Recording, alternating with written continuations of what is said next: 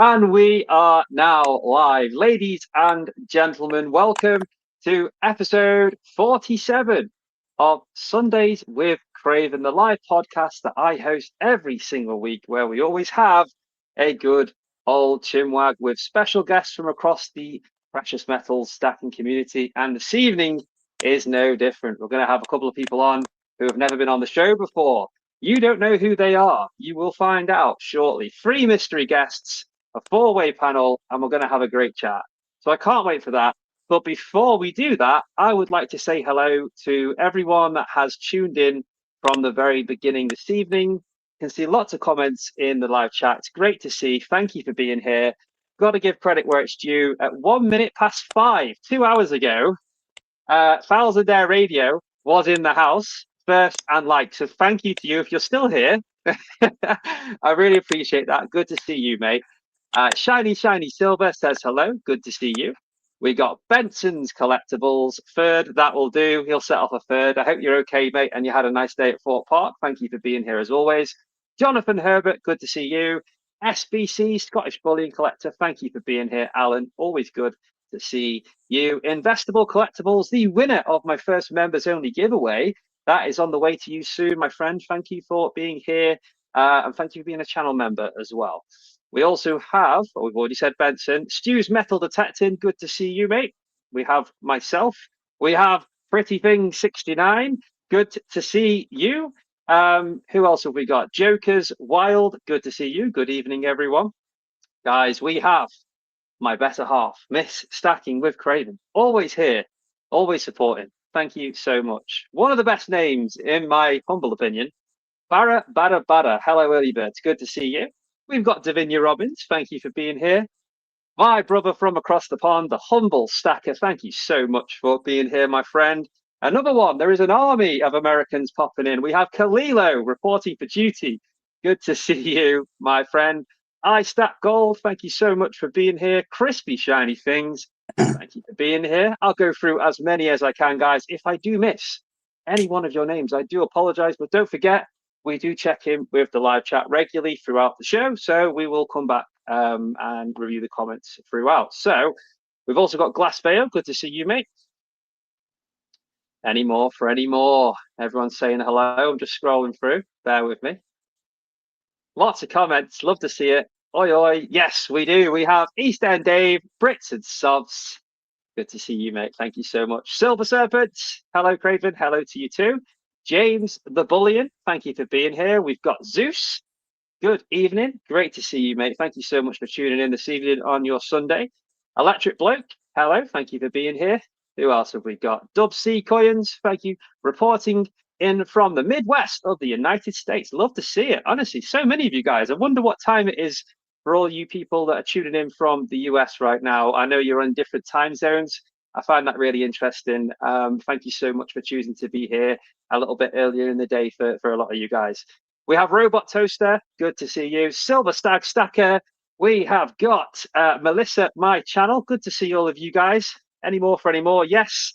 We'll keep going, guys. I don't want to miss anyone. What have I started? Loads of you in early. We're nearly at 40 people, and we've only just started. This is amazing. If you enjoy these weekly shows, do me a favor. Smash the like button and make sure you are subscribed to the channel so you do not miss an episode. Big Green Stacker, good to see you. Mr. Todd, good to see you. Thank you for being here. Smidster, always good to see you, my friend. Who else have we got? Last couple, guys. Then it is time to bring in our special guests. Now, you don't know who they are, but let's bring them in and find out. So with a click of a button, you're going to find out. Quick shout out as well and hello to, where did it go? There. Northeast Coins, good to see you, mate. Thank you for being here. Right, so it's time for the grand reveal. Who have we got? Who is joining us for a good old chinwag? It is... We have 3 guests, 2 of which have never been on the show before, and I would like to start with them. So firstly, I want to say a very warm welcome and a massive thank you to Jack Stack 64. How are you doing, mate? Thank you for coming on the show. Not too bad, thank you. Hello to everyone in the chat, and Andy and Loki, and yourself. Yeah, really looking forward to hearing from you, my friend. It's been a long time due for you to come on the show. and I appreciate you being here. But it's not just yourself making your first appearance. We also have Loki. I really appreciate you coming on, mate. We've had some good conversations on the Discord group in the voice channels. I've enjoyed getting to know you a little bit there. First time for you on the show as well. Thanks for being here. How are you? I'm good, mate. I'm very good. Thank you for having me on in the chat. Yeah, first time on your channel, first time on YouTube, actually. I am a YouTuber. So. I respect it. And you're a very, very good example this evening, mate, which I'd like to point out that you don't have to have a YouTube channel to be part of this community, guys. Everyone is welcome. And I appreciate people like yourself, Loki, who are part of the community, for coming on and wanting to have a chat. Everyone is welcome here on a Sunday. So we've got these two gentlemen. We also have a very familiar face, if you can't recognise. You know who this guy is. No other than Andy CPM. How are you, mate? How you doing? Yeah, really good, mate. Thank you very much. Nice to see Loki. Spoken to Loki a few times. I'm really looking forward to this. It'll be really cool. Obviously, Jack's spoken to Jack's quite a bit. Never in this sort of setup. This is great, man. It's great. And I just hello, chat. Cheers. Got a little glass of whiskey. Well, it's quite a big glass of whiskey. I'll slowly go through it. I'll behave. Yeah. Well, we'll see how you get on with that. You showed us exactly where the line was, how much whiskey was in the bottle at the start. So we'll keep an eye on that. But you guys kind of know the sort of format of this show. And the first thing that we start with is a great tradition where we ask you a question from last week's special guest. And I have got to say, and for everyone in the audience, last week I had the honor of being joined by Vegas Stacker and Blue Collar Stacker, and they left what I can only describe as a spicy question. And of course, there were two guests, and their questions really worked together quite well. So I'm going to go in reverse order here, I think, as to what I just did. I'm going to come to Andy first, which he will hate, doesn't like going first, but it's my show. So, Andy, their question, well, both questions was this, and they're opposites of each other. Which YouTube channel within specifically the stacking precious metals space do you like the most? And which channel do you dislike the most? I warned you guys, spicy question. Let's go. Well, if we're going to reverse, surely you should go first. Ah, very clever. Unfortunately not. No, that's not how this works, because Oh, is it not? I started with Dave, okay, and I found my way to you. We're reversing back. However, I'm sure when the roles have reversed, Andy, at some point in the near future, or maybe on something you do, you will have the opportunity to ask me anything you want. You might regret that, dude. Okay, so I misunderstood the question. I thought it was any YouTube, but I've got a mix. Can I say a mix? You can answer that however you wish to. Okay, cool. Sure. What do you want first? The ones I don't really like watching, or the ones I like watching? No particular preference on that. Okay. It's a tough question, this. And I thought about it. And I thought, okay, how do I answer this nicely, but truthfully, more than anything? So, and obviously I didn't quite understand the question. I'm an idiot, as we all know. But I'll go with the ones that I'll explain probably first. I find a lot of stuff cringy on the internet now, personally. It's just cringy from what it used to be like to today. I find it very difficult sometimes to actually believe some of the stuff that I'm watching. So that sort of factored into it a little bit. So it's more the cringe factor. It's not really that I dislike it, but at the same time, I will say I do watch most stuff, even if I don't like it, but you know why. So from a stacking point of view, Backyard Bullion, mate, for me. The one you like or dislike the most, just to clarify? Dislike. And I don't say that. That's the one I find more cringy. It didn't used to be, but I do find it now. Bit cringy, bit corporate-y, bit selly. Not too much. Yeah, not too much. More about him. It's more about something else. So I find that really cringy. Future investments, again, find that one really cringy. Bit one dimensional more than anything. And there's and I think he's American channel, 2 to 1, I think it's called. Find that really cringy as well. Just great eye candy, but very cringy, to be fair. And the 2 outside, Yankee Stacker as well. Yankee Stacker, I just find cringe and just off the scale, really. But that's just my opinion. I wouldn't say that I hate them or I dislike them. I just find them quite high on my cringe level. But I still watch them if I want to. And the one outside of that is Gary's Economics. I don't know if people have heard of that. That's just something, a channel that's just a guy that completely fucking winds me up. Sorry for swearing, but he does. Getting on to you wanted honesty. I'm just being honest. Hey, getting mate, on to what I like, and this one's hard really because I like most of the channels out there, to be fair, but I do love the concept of how McDonald Bullion comes across on his channel when he posts, and I find that interesting. He talks about himself, his journey, and his viewpoint. And it seems to be sincere.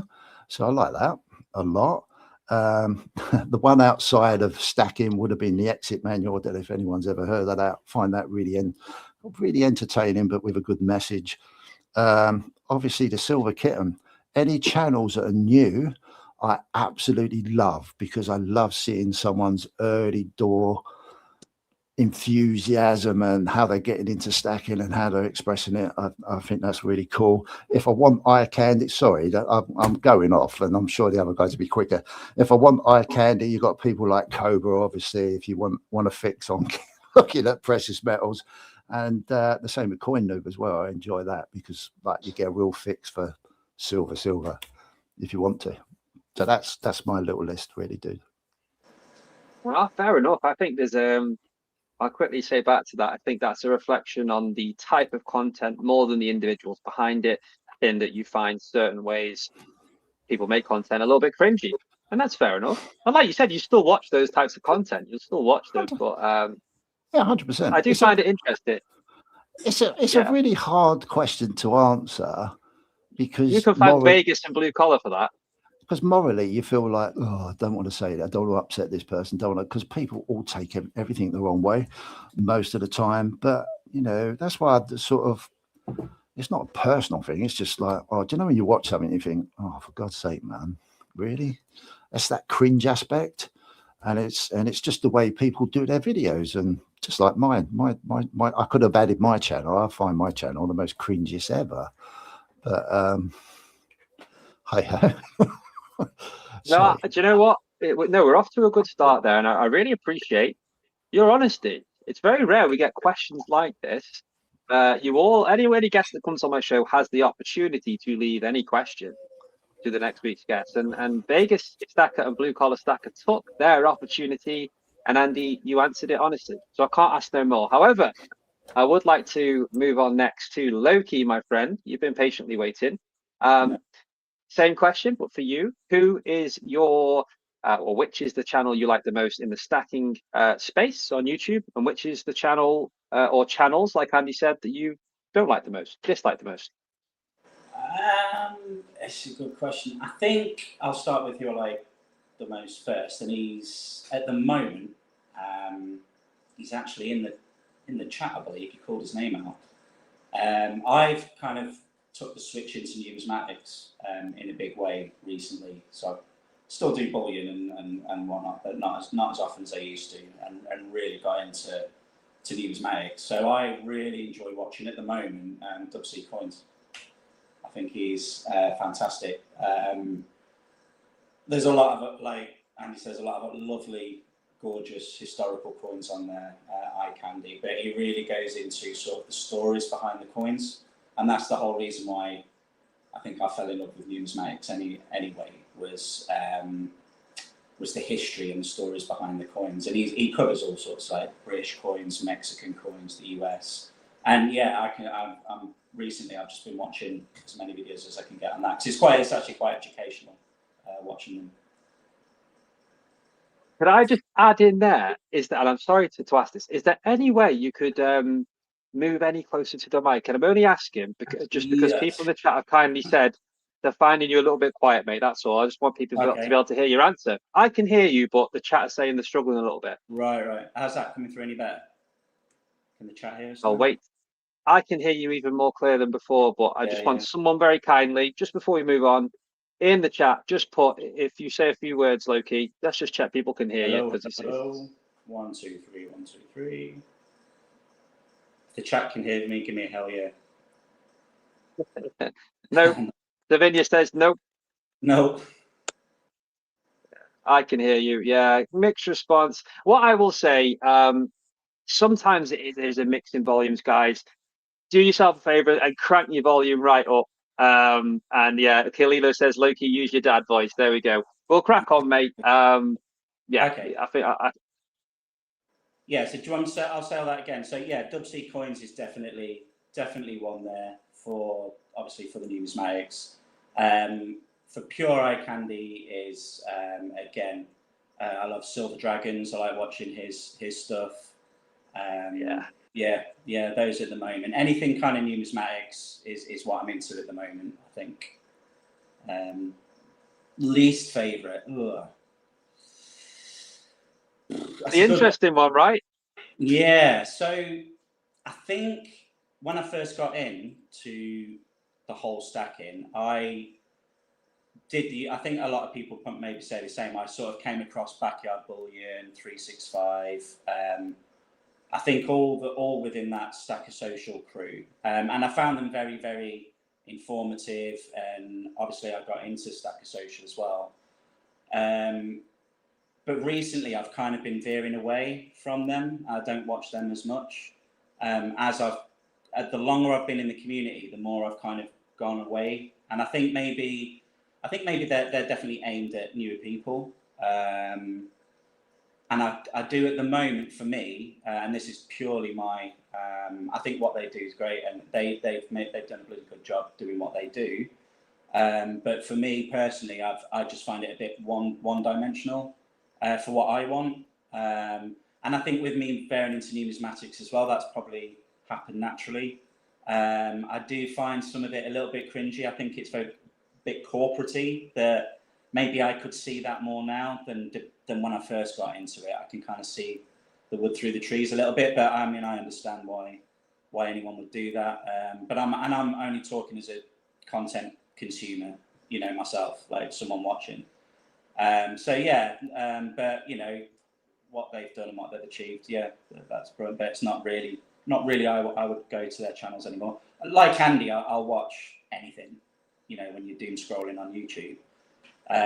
But yeah, I think I probably don't watch them as much now. I'd stay away from them a little bit. Not for any bad reason, but yeah, it just doesn't. I know. Float my boat.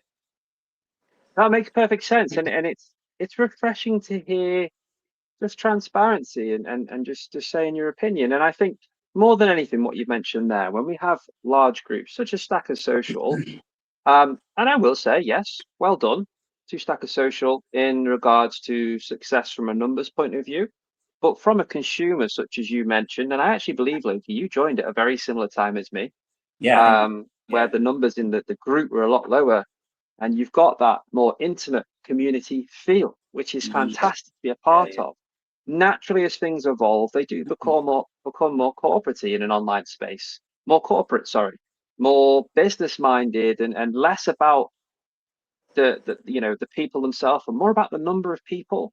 I'd say that's probably a natural evolution, but you're not the only person to say they feel put off by that and don't really want to be around it or engage in that content. It is for, I would say, a select number of people that are into that, I think so. I mean, So I joined, yeah, about the same time as you. So I think silver was like, I think it was like 40 pound an ounce with that, 45 pounds an ounce with that.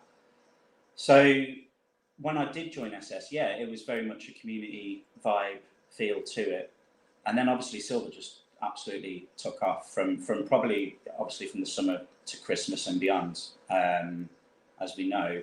And I think due to that sort of storm, for me, it lost that community touch. So I viewed the channels that were associated with that a lot differently. And you know, every now and then it's nice to look, you know, I check in on how they're doing, and see if they're, you know, anything's changed, but they're still going and things. But yeah, for me, that early sort of warm fuzzy feeling of community kind of disappeared a little bit. I think mainly that was mainly how much the Discord and everything else it grew, because there's a lot more people, I remember being in there. But yeah, so all the content that came with that, I kind of veered away from. But my interest changed as well. You know, I think that's worth mentioning is that along with the channels, and I'll move on to you in a sec, Dave. I just want to touch on this.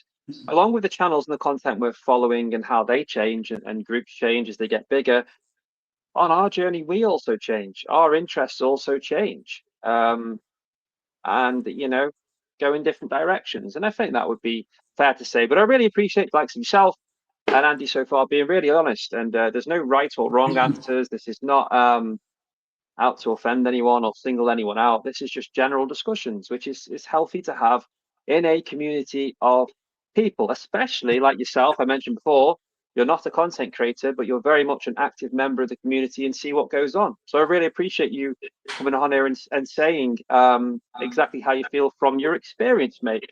I'll come to you, Dave, if you're there. Yep. Yeah.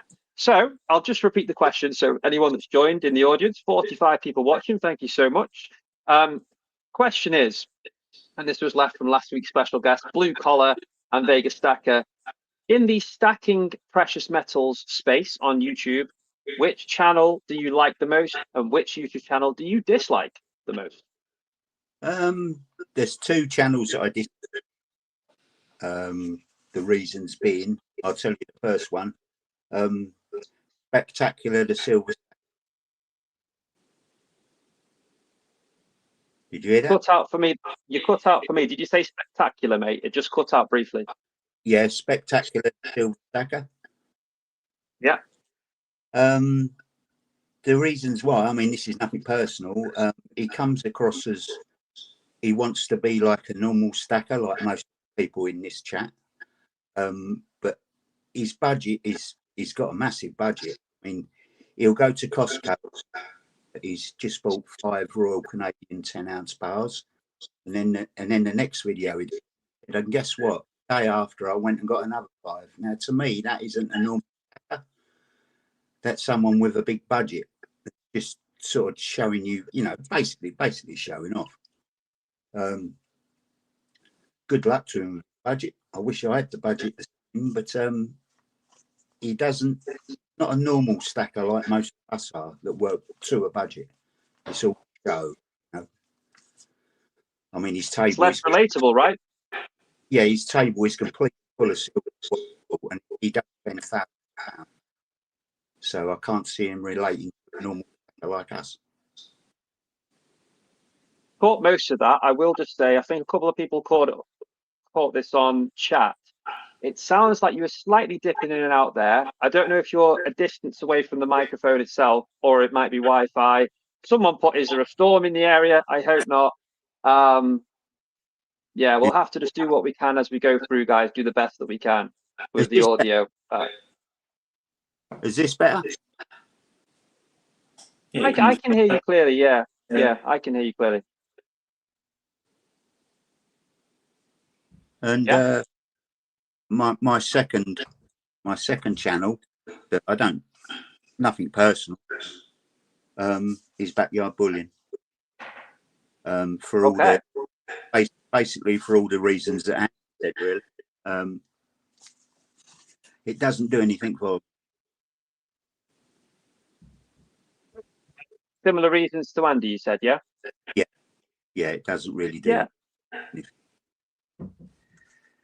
I think I'll turn this into a positive. But for anyone in the audience here that thinks this is potentially, I mean, you might be loving this. You might think, oh, this is a bit negative. It's just an open conversation. I think what's great about this community we are a part of, especially when it comes to content, is there are so many options. And, you know, whereas we might have an opinion that a channel's not really to our liking, there clearly is, such as Backyard Bullion. A lot of people that do. I personally am subscribed to Backyard Bullion, and I don't mind his content at all. But there's so much out there, and I think that's healthy, you know. And I'm completely aware of this for myself. Just to add this is that when I make content, not everyone's going to like it. Some people will, the things that you guys have said about other channels, people will think about mine. I'm at peace with that. It's just a very interesting question, and let's not forget the reason why that was asked was because of last week. Vegas Stacker and Blue Collar took their chance to ask a spicy question, and I will be asking all of you guys to leave a question for next week's special guest, who, as you can tell, is going to get 3 questions next week. So have a think about that, and before the end of the show, I will ask you for that.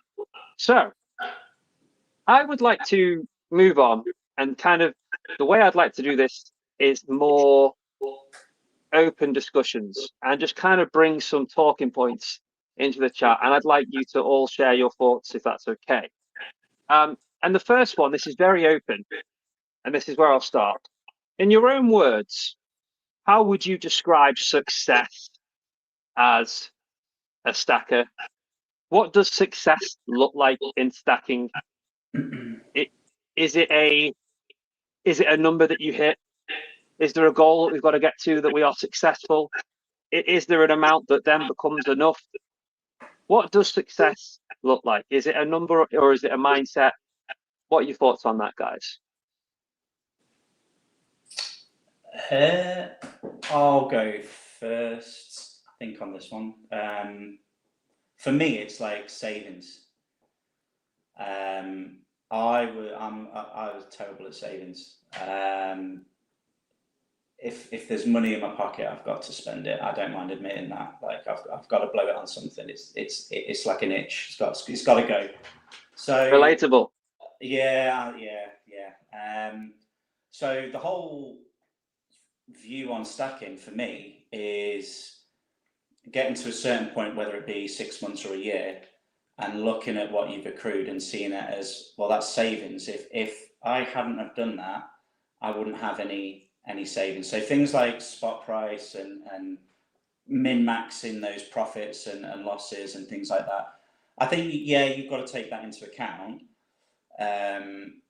But for me personally, if I get to, like, I don't know, January 2027, and I've got silver or gold or whatever, even copper maybe in your stack, I'm up. I've won. I'm better than I was last year or before I even started. So yeah, for me, I see it as success it's ongoing for sure. It's always ongoing. But if I can get to when I retire and what I've saved can supplement whatever pension, if there even is a pension, then when I do retire, then yeah, that's I've won. I'm up. So yeah, that for me, it's all about savings, I think. I like that answer. I often describe it now as a savings pot more than I describe it as an investment, because I am also someone that previously, before stacking, was terrible at saving and had bad spending habits. So it's a good way to describe it for sure. I'd love to hear the thoughts of yourself, Andy. I've not heard you speak for a little while. What does success look like in terms of stacking? How would you describe that? Is there a figure for it? Is it a mindset? Is it a place you need to get to in your life? That's a really interesting question, to be fair. I'm really sorry. I've been totally distracted by my wife asking me zillions of questions about something. And if it looked like I was like doing whatever, I do apologize. So dude, can you just Okay. it's sorted now? So, can you just ask me that question again, please? I absolutely can. No problem, mate. I understand and appreciate you being here. So basically, the question is this, in your own words: what does success look like when it comes to stacking? And what I really mean by that, what I want from you is there a number, like a goal with stacking that is enough? Oh, I've got to 1,000 ounces of silver, and that's success. Is success just a mindset where you are at peace with how much you've got? You feel prepared for whatever uncertain future the economy is going to throw at us? Is success simply, regardless of our budgets, which we should never compare, it's all individual, is success simply, rather than looking at weight, ounces, what it's worth, your budget of, say, 50 or £100 a month, whatever it is, people, I'm not saying that's the only budget. If you are consistent and manage to spend that on what you can in metals every month for a long period of time, is that success? What's Andy's description of success in stacking? What a bloody good question. That's really good. Okay, so once upon a time, it would be goal orientated on weight wrapped around price as well, because I think that's just an inevitable thing that we do. As the journey's evolved, you know, right at the beginning, it was just like, I need 100 ounces, need 200 ounces, I need 300 ounces, I need 400 ounces, oh, 500 ounces. Oh, sorry, I need 1,000 ounces, you know, on and on and on and on and on. I think for me personally, one of the biggest things I've learned, not just for myself, but listening to other people and being aware of environment and the way that the economics has changed in this country and globally, then my perception of it has changed. And I think that success at whatever stage I will set for myself will be, have I managed to be convicted in a journey and been able to keep that conviction without being too over the top on price and weight, and make it a bigger journey wrapped around my health, my family, my portfolio of what I'm trying to achieve investing wise, learning whether I've had to sell it, whether, you know, if I can get to the end of wherever I need to get to the end to, and I've done the work and I've been lucky enough, healthy enough to continue, you know, as long as life is possible, and been able to sit there and look at my precious spare tools, particularly as that's what we're talking about, and think, yeah, I've managed to do that. I've really managed to do that and live a fairly, whatever comfortable life is. And yeah, I think that's what I've learned. I think it's really easy to get a little bit muddled up with, oh my God, I need 1,000 ounces. That way I can retire when I'm 50, 60, 70, whatever. That's not a real reality when you look at what can go on globally in the financial world. What probably is important is bloody hanging on to what you've got, because you've worked frigging hard for it, and hope that you've been able to execute whatever your plan for whatever your reason is, and come out at the end of it and just sit there and go, yeah, this is what I'm going to do with it if I want to do something with it, and I've managed to hang on to it, add to it, and yeah, I'll be really happy. That's the way I view success. It's not a money, it's not an amount. From a money point of view, from a weight point of view, I think we all get a little bit lost in that sometimes, although it's really cool. It's definitely, yeah, I've realistically got to that goal, and I'm happy to have got there without stressing myself out.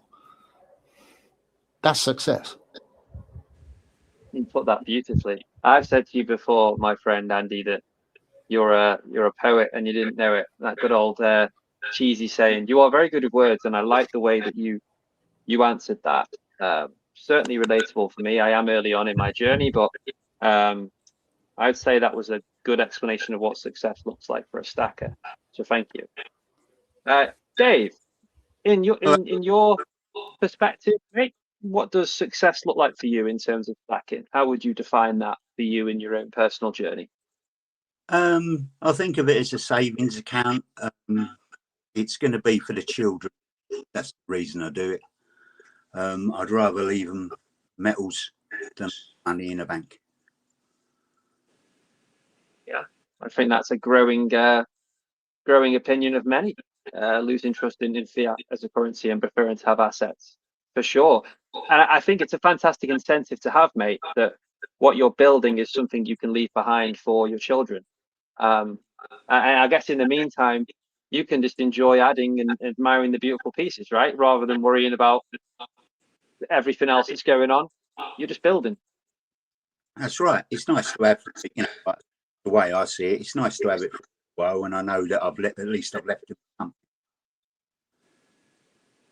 Yeah, that's and that to you is success. What, when that day happens, I don't want to turn it morbid, but to you, success in your journey is the fact that you've used your fiat, exchanged it into precious metals, built a stack, which you've enjoyed doing and being part of the community. You've enjoyed that whole process, and success is you leaving something that you feel better about to your children than money in the bank. That is success to you. Yeah, it is. I love that. I mean, I didn't get into stacking till quite late. I think I was 57 or 56. So, not like you youngsters, apart from Andy, of course.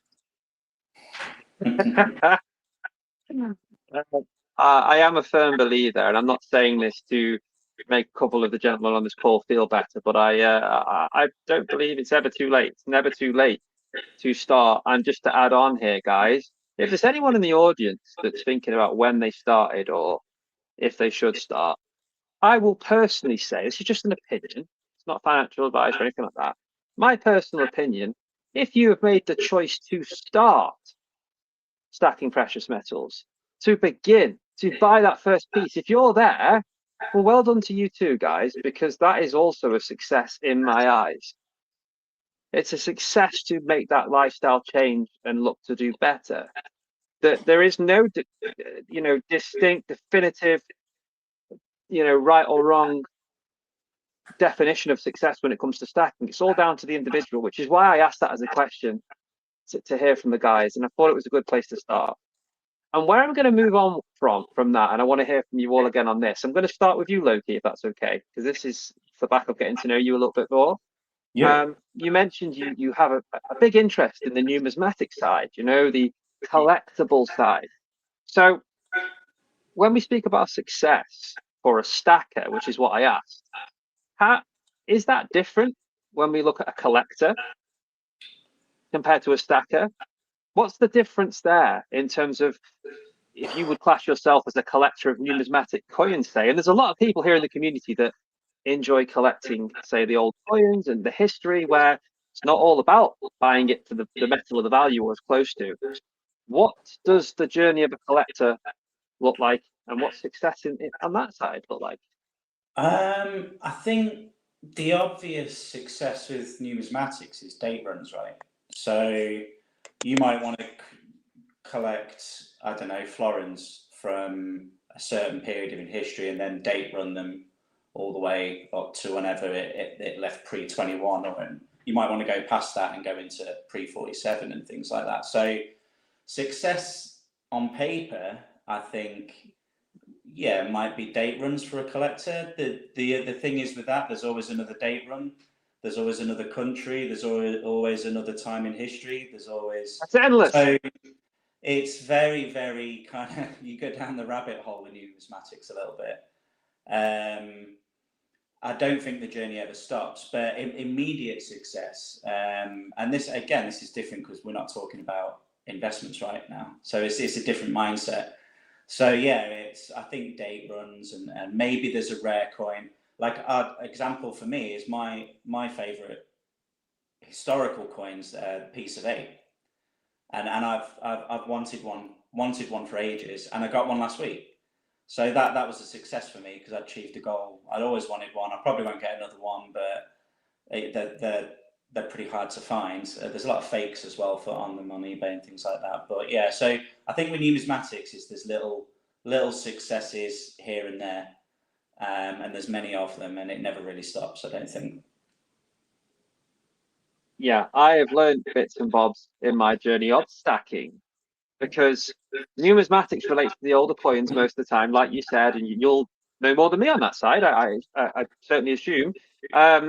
But I also stack pre-decimal, but that's because it's not about the condition of those coins; it's about the metal, you know. But I still get to enjoy learning about the history. I want to bring Andy or Dave, whoever wants to come next in here. I know you both stack and you have a variety of coins in there, some obviously bullion and some pre-decimal like I've got. How have you found adding those to your stack? I'll come to Andy first, actually, because having followed your channel most recently in the series you're doing, mate, you have introduced, I believe for the first time, some of the older world silver coins to your stack. And how have you found that, and what's your opinion on that? Oh, God, I mean, I haven't got a massive opinion because I'm so naive about the numismatic side.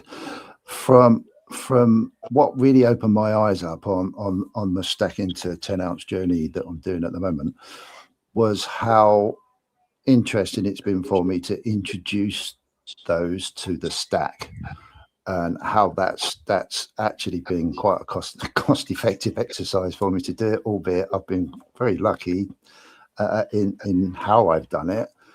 But it definitely, very briefly, every now and then I look at them and just think, oh wow, this was, because I collect banknotes as well in a similar type of thing, and oh wow, it's just like, wow, this was actually used at a certain period of time. This was what was used to exchange for products and services once upon a time.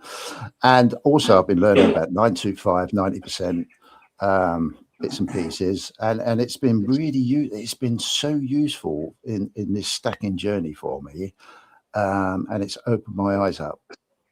I don't know too much about the history of it. I'm not sure whether I'm ever going to get into doing date runs. I think I do enough date runs in the bullion stuff at the moment. But it's definitely opened my eyes up, and it's given me another way of trying to improve efficiency in the stacking sense. Not in a collector way, but in a stacking way, because of the weight of the silver inside of it, you know. But yeah, there's some lovely stuff out there, man. It's really opened my eyes up, and it has forced me to educate myself on the pieces that I have bought, you know, find out a little bit about them. And is it Numista online? Is it Numista? Really bloody useful, really useful for that sort of thing. So yeah, that's as far as I can go with that question. And I don't know, it could become an ongoing part of my stacking journey. I really can't answer that at the moment, but what I can do is it has definitely helped on what I'm trying to do at the moment. So yeah, it's really cool, man. And I've learned a little bit about some historical pieces as well, so it's really cool. And that's always interesting. I shared the same, where I was chasing the silver adding weight, thinking that's great value, you know, it's a crown, you know, 28 grams of what, 925 silver. And you're like, yeah, that's good if you're getting that close to spot. But then you're learning about it. This used to be passed around. People used to pay for a pint with this. It's so cool. There's a lot to it. And of course, the different variations across the world that we do find. Now, Dave, you have a nice variety in your stack / collection. When you're picking up the say the dimes that you like, American pieces, the numismatic stuff, are you focused on value, or are you just enjoying the collecting side? I'm enjoying the collecting. I mean, my passion is I have got a few British pre-decimals, but my big passion is American coins, constitutional. Even with gold, it's I've got a bit more American gold than I have English gold. I just like the design, you know, the eagle. I know you're a big fan of the eagle. Yeah, it's just the passion I've got, just like American coins. Yeah, a nice little Morgan there. Very nice. That's the first coin. Many of them. That's the coin that started me off stacking. My dad gave it. My dad gave it to me. I can't find it now. It should be here. There he is. She is. I can see it. Very nice. 90% silver Morgan dollar. What year is that one dated, mate? 1979 New Orleans. My dad said it was scroll, and he said to me, "Do you want that?" I said, "Yeah." Right. And all I knew then, it was an American dollar. So I looked it up and found it. And then I started getting into American coins that way. I like the designs on them. Yeah, the value for you, the enjoyment, you just like how they look, and they are worth what they're worth intrinsically, and that's great. It's nice to add some flavor to the stack. Some people argue that certain things make it so you're a collector, not a stacker. We get caught in this roundabout conversation about the best value. I do enjoy the variety side, and I like to hear people's different thoughts. Now, Yep. I have an interest in this, and in go on, mate. Sorry, I didn't mean to bump you, but dear old Andy sitting there sent me this. 1964 Candy Harp. Very nice. It was very kind of him. So that's got a capsule, and that will sit up there. I like that. We do have a very generous community, and I like to see people doing trades, swaps, peer to peer. I think that's great. We're lucky to have this network of people involved. Andy, are you looking to add something here? Yeah, I was just going to say, don't get any ideas, Craven. I'm not sending you anything. Oh, I know. I said this to Andy on the phone yesterday, so I made the mistake, and I'll own up to this publicly. When I just started out on YouTube and I was running my giveaways, I used to do a lot more often, and I actually won a prize on Andy's Whiskey Wednesday show. I had to create a video, put on YouTube, and it got voted the best one for that week or month. So he sent me 1 ounce of silver, which was a Krugerrand. And at the time, I decided I'm going to give this away because I didn't feel like it was fair to keep, because I didn't just make the video by myself. I did, of course, the recording and what you saw on camera, but there was a background track, the original Sundays with Craven Little John song, which was made, and I'll give credit to Vilnius Bounty. So I was going to give it to him, and he said, "No, I don't want it. Give it to the community." So I did, but then throughout all that, I look back now and think, yeah, sentimentally, I should have kept that. And I actually said, I'm sorry to Andy. But basically, the moral of the story, stop me waffling. Andy's never sending me anything again. So, yeah. But it's nice to see. I do like that. But here's what I want to bring in next. And this one, we started this whole conversation this evening with great questions from last week. Different content we like to see. And this sort of ties into that, in my opinion. And it relates to hype, FOMO, and where the markets are right now. We've seen a swing. We've seen silver and gold dip. And right now, I think it would be fair to say, a popular topic going on through content, conversations is this right now is a good buying opportunity. It's a great time to buy. This is the calm before the storm. It's about to erupt. Whichever way you've heard that phrase, that's sort of going on at the moment. A lot of predictions that start of July, mid-July, a lot could change. But I find that a little bit dangerous, and this is why. I said this in my most recent video. People, as we said, set up their affordable budgets, and the goal is to stick to that consistently. With all this going on, are people encouraged more than ever and influenced to essentially buy into the market aggressively because of this fantastic opportunity, which, by the way, I will also entertain opinions that we could see prices fall further, because there is an argument for that as well. Nobody knows. Is it dangerous, this kind of content right now? People being led to believe that now's a really good time to buy? We do see it going on. You mentioned before, Loki, certain content. What are your guys' thoughts? Should everyone just stick to what they're doing and not worry too much about the spot price? The direct answer, in my opinion, is yeah, they should stick to your budget. Try not to listen to the hype too much. Obviously, it's always good to know what's going on, obviously globally and with the prices. And yes, opportunities may present themselves, but we've seen how quickly it can change and go from a buying opportunity to selling, or vice versa. Or, you know, the amount of times I've bought a coin and the price has shot up and you think great, and then next day it'll just plummet, which seems to be the new norm now for precious metals at the moment, with how unstable global politics and things are like that. So my advice is, if you've got a budget, you can't go wrong with dollar cost averaging. You stick to your budget, and try not to be drawn into the hype train that certain, you'll always have people that will do it, and fair play. They're trying to make it gets clicks, right? Yeah, no one should not, everyone should try and make a buck. But I think there is a danger out there of especially new people getting into this, being drawn in, and they'll end up spending more money than they were prepared to, or they've budgeted for. I think, personally, like Whatnot is a dangerous place.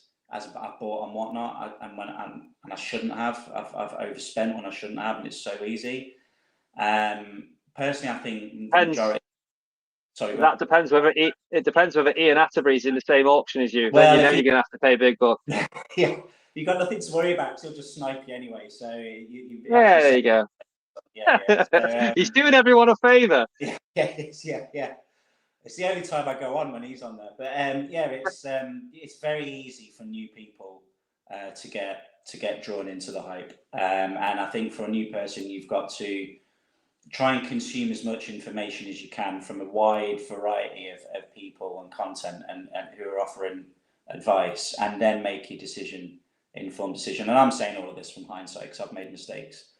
But you've got to stick to your budget. Don't spend that extra 50 quid or 100 quid, or I can put it on credit card now and pay it next month, because it's not big rabbit hole to go down. And dopamine hits are addictive, and when the letterbox goes, we all like getting posts and things like that. It's very, very easy to get a high from that. You've just got to be really, really strict, and then you'll find you don't really care what the price does. £100 a month on metals is £100 a month. Yes, it might get you a quarter ounce or a half ounce or whatever it is you're buying, but other months it'll get you a lot more. And I think as long as you remember that and be patient, slow down, and just stick to your budget, I think a lot of this, all the hype around spot price won't really matter that much. And that's not from numismatics point of view either. That's from a stacking point of view. Is stick to that budget. It is hard, especially when you jump into show your pickups channels and things like that on Discord, and you see what everyone else has had. It's really hard, but you've got to stick to your budget, and you won't feel as much pressure. I think that would be my advice to someone new coming in. It's great. What you said is great, and I like at the end that you included the word pressure, because that is exactly the things that I mentioned. What I think it causes, and why I asked the question, is this whole narrative, hype, FOMO. Is it dangerous to people who maybe aren't experienced and will buy because they've been led to believe by influential people in the space that now is the time, this is your last chance, this is a great buying opportunity, silver's dipped, it's cheap right now, buy it, it'll be your last, whatever it is. And I do see it. I'm not exaggerating. That is literally what you see on YouTube. There are certain channels that I simply will not watch because every other video, silver's either going to the moon, gold's about to crash, the world's going to come to an end. It has cycles. Really appreciate you sharing your thoughts there, by the way. That was good. Dave, I'll come to you, mate. What effect do you think content has in this space? on stackers and the decisions they make? Is it dangerous? It put pressure on people, a fear of missing out. My budget used to be a lot better, but unfortunately I had to stop working because of ill health. So my budget dropped quite a bit. I can't buy what I used to buy, but I will stick to that budget and I'll never go over. It's not a big budget, but I just stay in the budget I've got, and that's how I do it. I don't not panicked into rushing out and getting anything. Have you ever? You mentioned the word panic. Have you ever panic bought or panic sold? No. It's good to hear. No, if I buy something, if I had bought something, I won't sell it. It's for the kids. The only thing I did do once is I sold some of my silver stack to put into fractional gold. That's the only. You traded up. Yeah, I traded up. Yeah. And that's completely fair. I think one of your stacking strategies, if I'm correct, Dave, is you will stack at good value, 90% silver dimes, constitutional silver. You'll build up a nice stack of that on the side. And when you're ready, you will trade that you have no emotional attachment to. You'll trade those silver coins up to your fractional gold. That's the way you do it. Is that right? Yeah, that's right. I'll flip the dimes. I'll flip them. I'll flip them and normally transfer it into a 1 gram gold bar. Yeah, I just saw in the chat that Pretty Thing 69 Rachel says no, I won't let him go over budget. So just keeping an eye on you, Dave. Everything stays in check. No, but that's good to hear. And I'm glad you've said that. Right, 1 second. I need a bell or an alarm or something. We have, guys, a blue light in the chat really quick before I come to Andy. Scottish Bullion Collector is probably gutted that Scotland are out of the World Cup, but he's still in good spirits and he has donated £5 super chat and says, get some knickknacks. Alan, thank you so much. I don't have any knickknacks in my cupboards. It's a disgrace. They've all gone. Thank you so much, mate. It's always great to see you here. Good friend of mine, supporter of the channel. I hope you are well. Sorry for mentioning Scotland at the World Cup. Thank you very much for that. That's amazing. But yeah, Andy, saved you till last on this one. I know you don't always like going first, so I've mixed it around. Do you want me to repeat the question, or have you got an idea where you'd like to go with this? No, I've got an idea, dude. I think the guys have expressed pretty much what I would say, really. The big thing about any type of investment, any type of whatever, is it's so personal, because most of us will find something or get into something for a reason, and many of us will do it, have our own personal reasons for doing something. One of the things I found really interesting is that with the explosion of social internet, everything, it can be a tough place if for anybody getting in for any reason, really, because there is so much out there. There's so much out there, and the algorithm is so clever on these platforms. It will just feed you what you need to hear half the time to keep you engaged. And that's probably one of the biggest things I had to get over pretty quickly, and I still fight it, to be fair, today, because you can end up so easily falling into, yes, I'm doing the right thing. Yes, I'm doing the right thing. Oh my God, now I've joined this. And as Loki said, and Jack said, you can feel so pressured if you're at that vulnerable stage, if you're early and you're not quite sure why you're doing it, or you're getting in just because you think you're going to get rich because what's beamed into you. And I think at the early stages of anyone getting into anything, you've got to you've got to really understand why you're doing it, and then as quick as you can. And it takes time, and it's so bloody difficult. And I'm not an expert at it, and I nearly swore. Sorry, I have really messed up a zillion times, and I will probably keep messing up. But the art of it is to really get into what you're trying to achieve, to make whatever your goal successful, which is so personal to everybody, and then stick with it and keep sticking with it and learn. You get in if you want to bring price into it, you get in at the price that you deserve to get in at. End of story.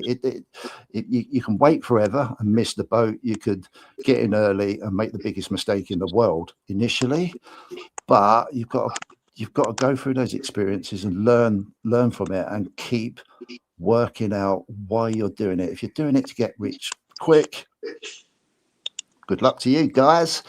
I wish you well. And I'm not saying it isn't not possible, but yeah, good luck, man.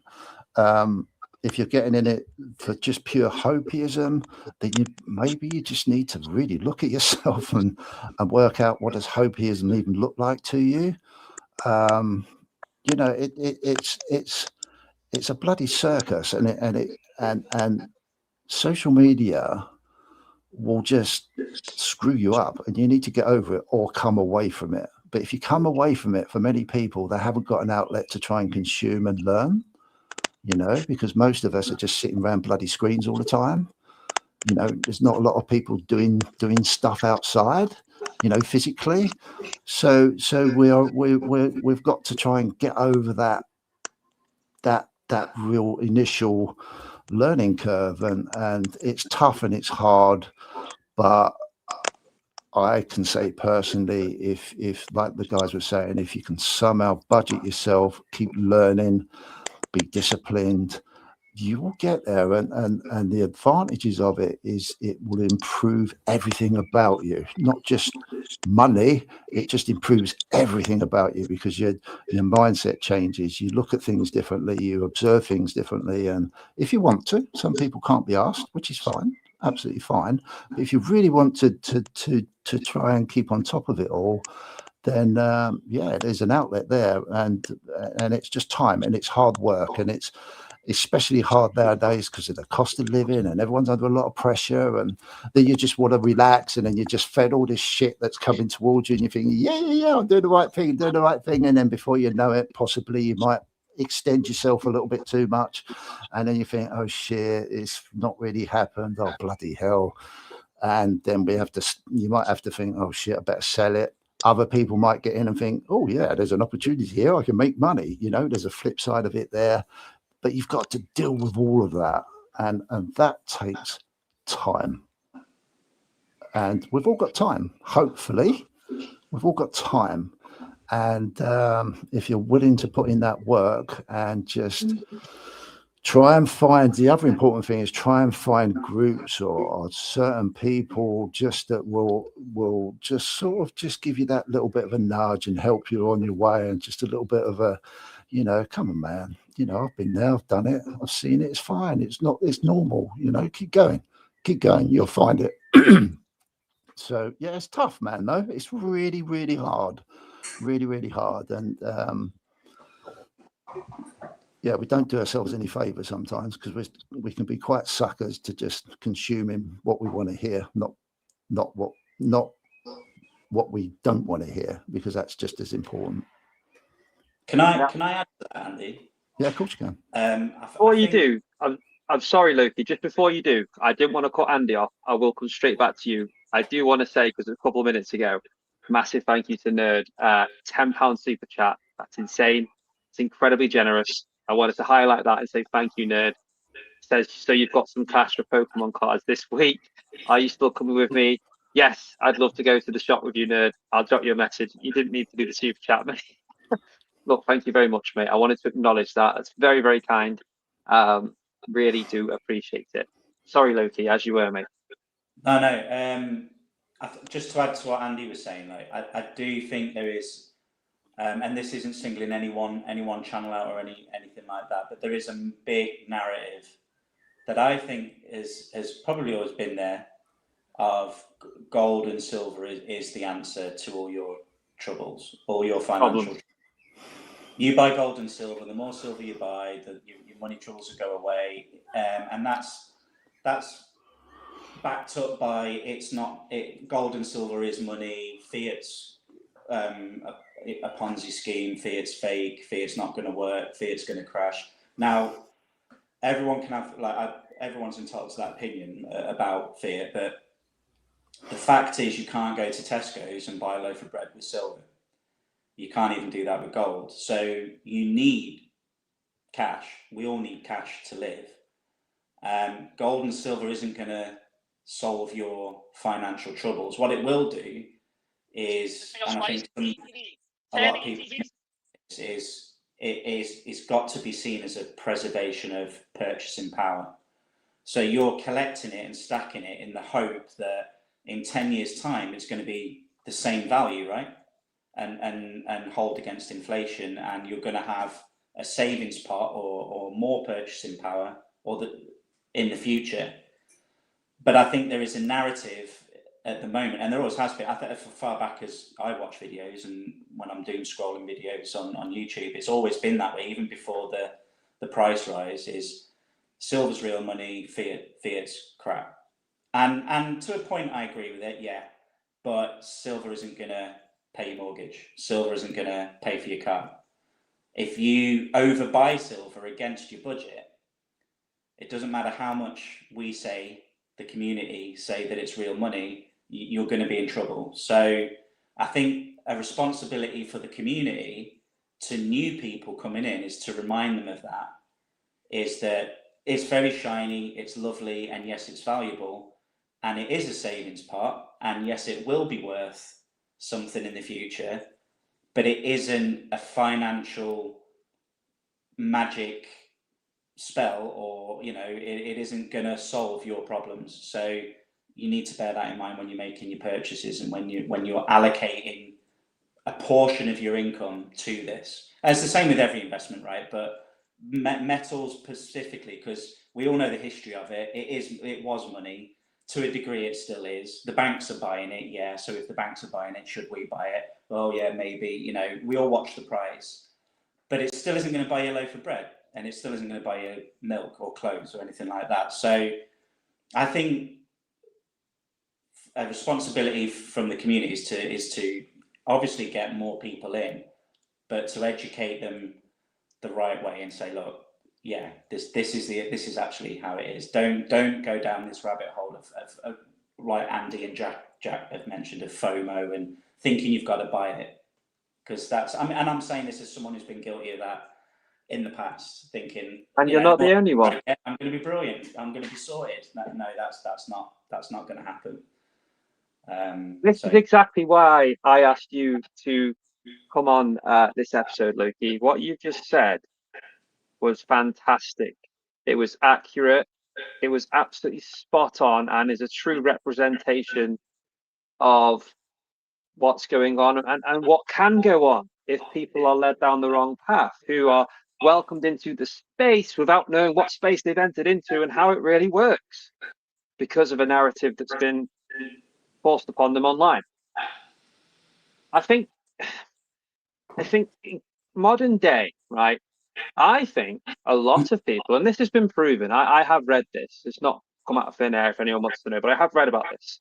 Regardless what income people are on, a lot of people are currently living above their means. What do I mean by that? Well, they're actually spending more each month. Like you said before, Loki, quite rightly, they're spending more than what they can really afford to try and keep up, to try and maintain their lifestyles, to try and continue buying the same amount of ounces when silver's gone higher and they can't anymore. It's all a case of keeping up. We're living in a world where debt is rising faster than ever. We've got to be realistic. It's scary times, and this is why the message is so important, to remind people the only person you're in competition with all of this, no matter what you hear on other channels or elsewhere, I will sit there all day and argue with anyone if they disagree with this, but the only person you're in competition with is yourself. And the competition is simply, have you crunched the numbers? Have you done all the numbers to work out what is affordable and comfortable for you, where you're in the position to buy regularly, whatever your rate is, whenever you get paid? And when you've bought that, you've not gone in too deep. You can put it away and, like a lot of people say, not even think about it. Buy, move to the side, forget, carry on. Not buy loads because you've been made to feel like you have to, and then, oh no, I need to sell. I spent too much in a couple of weeks. That's not sustainable. That's not long term. And successful stackers are those that have been doing this sustainably for a long period of time. So if you guys were speaking to someone right now who has never bought coin, has never spent any money on stacking, and they don't really know anything about it, and you maybe within couple of minutes or less, however you'd word this, what would you say to them if you were welcoming them into the space and you could give them just a few small words of advice? I'll come round every single one of you and ask that. I will start with you, Dave. If someone who wanted to enter this space now approached you, they've seen your channel, hi Jack Stack 64, seen you've been stacking for a little while, I'm thinking of starting, can you give me a few tips? What's this all about? What would you say to them? Set yourself a budget. Don't be tempted to buy something because everyone's raving on about it. You can come unstuck.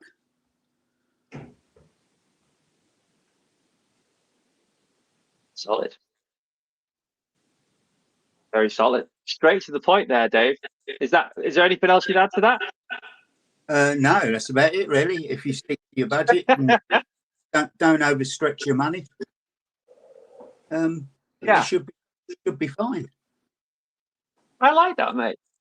What you said is right. And Nerd UK's comment, I'll bring it on screen, is one I see a lot in this space. And it is right. Slow and steady wins the race. That's cheesy, I know, but there's a lot of truth in that. That's very relatable. Loki, mate, I'm going to come back to you. If somebody who has never stacked before listen to you on this podcast this evening, then you get a message on Discord. Hi, Loki. You seem like you know what you're talking about. I'm actually thinking about stacking. Can you just give me a few tips? What's this all about? What would you say to that person?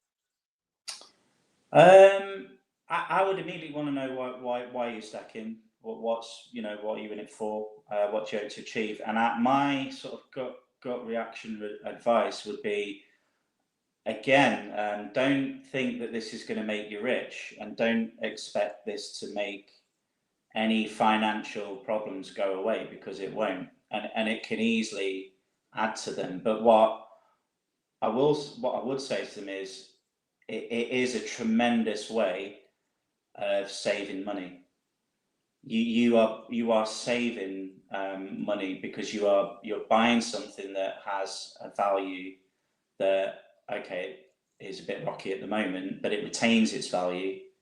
Sometimes appreciates, sometimes depreciates, but when you get there to wherever you want to be, it will have held its value at the point in which you want to sell it to a degree. So try to look at it as a preservation of wealth rather than a get rich scheme would be the most important one, as well as, stick to your budget and slow and steady and all of that. I think that has to come without saying. But yeah, it mainly is that you are preserving what wealth you already have. You're not playing the markets. You're not, we're not buying IPOs. We're not going on. If you want to do that, do stocks and shares, or try your luck with Bitcoin. But you are doing the gold and silver's there to preserve what wealth you've got. Stood out to me a lot about your answer is the start, mate, where before jumping to advice, you thought, well, actually, I'll ask the question of why. Why are you looking to do this? What is your situation? Because in a world with so many economic challenges, rising pressure, wages not rising at the same rate as inflation, the housing market, get groceries, everything. It's just a mess. Don't see it getting any better anytime soon. People may look to enter this, or a certain percentage of people, rather than a focused investment where you've associated the risk, you've crunched the numbers, you're putting a little bit of money in that works for you, and you're comfortable with that, and you're taking it slow. As some people enter in this space with just an element of hope that, like you said, it's going to fix their problems, and they don't really know what they're doing. They don't truthfully believe in silver and gold. They just had enough of what's going on, and they want an out. They want a chance at something better. Yeah, it makes you think, mate. I really want to hear Andy's thoughts on this one, mate. If and people do, I know you get a lot of people come to you and ask you questions, Andy. Rightfully so. I do think you're very wise. I think you speak well. But if somebody right now in this moment today after the show says, "Hi, Andy, I've actually never had a conversation about this before, but I've got a little bit of money, not loads, and I'd like to start stacking," what would you say to them? Why? Why? It's what Loki said. I've said it. I've repeated it quite a few times on different videos, and I did a video once upon a time called "The Whys of Investing," and it's solid, man. You can't offer any type of so-called advice, experience, wisdom, whatever you want to bloody call it, without really understanding the person's question. And you can only understand it when you, I know we play around with this a little bit, is by re-asking the question, which Loki put across brilliantly. And that's why are you wanting to do this? What's the reason for it? And then understanding the answer and having a real good conversation and listening. That's really important. Listening and then offering the best guidance through that conversation that you can for that person to then go away and possibly reevaluate their reasons why, and then reapproach it again, because they might find that silver and gold is not what they're looking for. They thought it might have been. It might not be stocks and shares. It might not be crypto. It might not be whatever. It might be something fundamentally different. And I think that is so important. And you will hardly get that on social media. Hardly get it. Because everyone's pumping the reasons, and it's fine. That's absolutely fine. Everyone's pumping their own reasons for putting out their own narrative most of the time, and that gets back to what we were talking about. Yeah, that gets back to what we were speaking about a couple of questions ago. You know, it's a real hard one. It's yeah. I could sit here and go, oh yes, it's great. It's a hedge against inflation, but you know my views on that. It's this, it's that. It's a great way of preserving wealth, and well, everyone can rattle that off, and we can become an automatic echo chamber of the narrative. Yeah, you just become an echo chamber of a narrative, and if you're really wise with it, you can probably make some money out of it as well. You know, fine, that's cool, but does that really help the person that asks you the question? Is it really helping them, or is it lining your own pockets through your own narrative? Or do you not give a shit and you just want to just rattle off what you think you know? You know what I'm, you know, the £1,000 net worthers that get carried away with it all. You know, it's crazy, man. It's crazy. But if you generally, I'm being serious now, if you generally give a shit about the person that asked you that question, you'd want to genuinely get to know why they're interested, so that maybe you can help them, but maybe you can be grown up and just say, look, I'm really sorry, you may need to go and find some advice from someone else, you know. But without asking those whys, you can't evaluate and give someone a good opinion unless your ego is so big and you think you're brilliant. Yeah. And before I say this next comment, guys, I want to say similar to what Loki said, in that, and I've been transparent about this, this is not a first. I've made so many mistakes in my first 18 months. I've not done it perfectly. Those are better referred to as learning curves, valuable ones early on in my journey, than mistakes. I've actively changed how I look at things and do things because of that, which is why I now have opinions and thoughts on certain things, because I've learned, like Loki said before, and Andy and Dave, hindsight, looking back.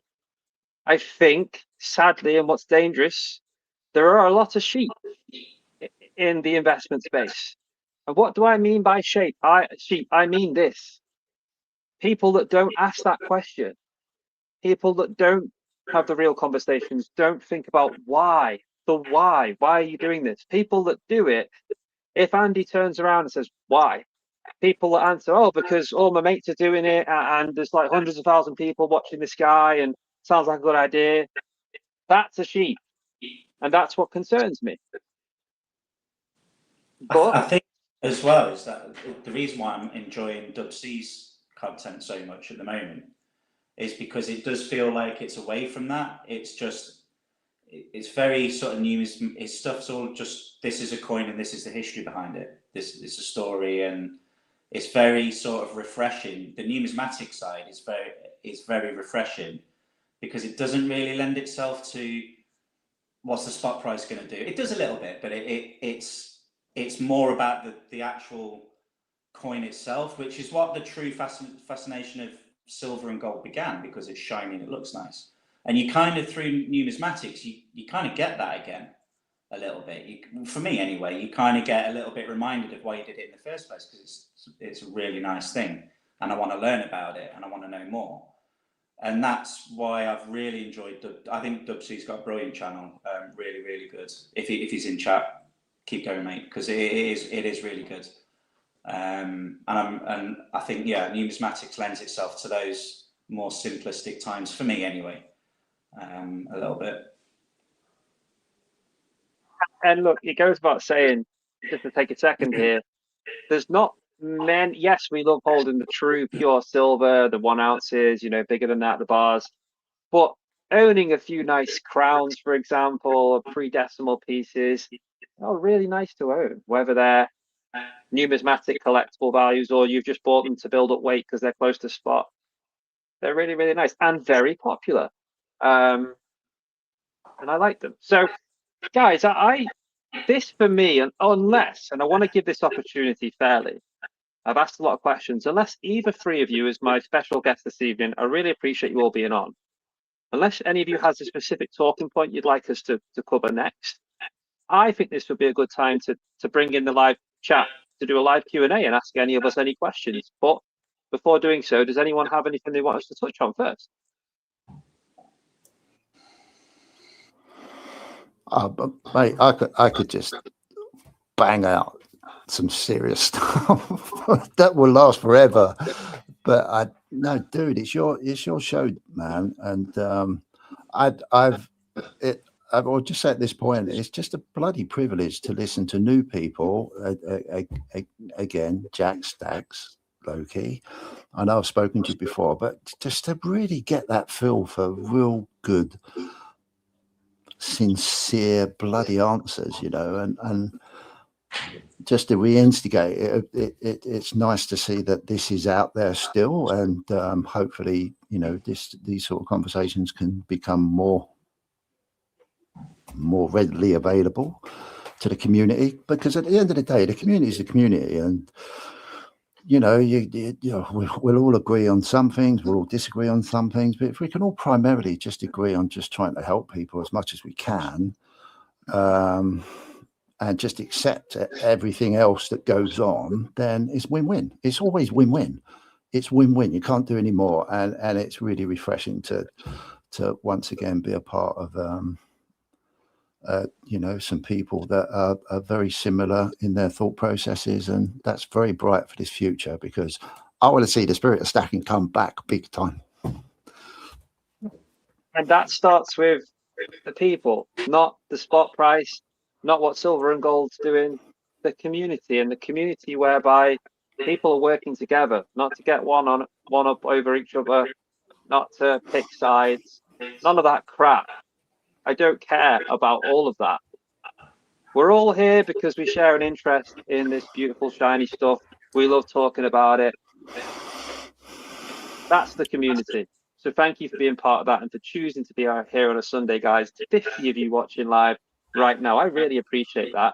And credit to the special guests that are making this episode so far. A really good in-depth conversation. If you are enjoying it, please do hit the like button and subscribe to myself and the other guys. I didn't before because it was mystery guests. But of course, I will link all their channels in the description afterwards. Guys, I am going to, because the chat have answered it for us. The chat have started putting questions in. I'm going to bring them up on screen and I'm going to ask them. So that's what we're going to do now. Starting with Silver Serpents. For the chat, what is your favorite circulating silver coin? For example, crowns, florins, morgans, reals, etc. What are your favorite circulating coins, guys? Oh, that is a tough one. Oh man, can I choose in no particular order? In no particular order. I'm gonna say. As in, anyone go first. Don't all jump at once, type thing. For me, reals first. Just for the piece of 8. Yeah, reals. Just for the piece of 8. It's my favourite coin ever. Though it's not been beaten yet. Closely followed by Morgans, but yeah, reals. Okay. Dave? $half, American $half. Mostly American coins.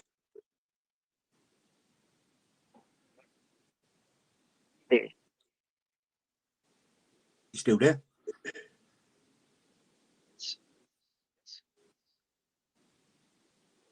Hello?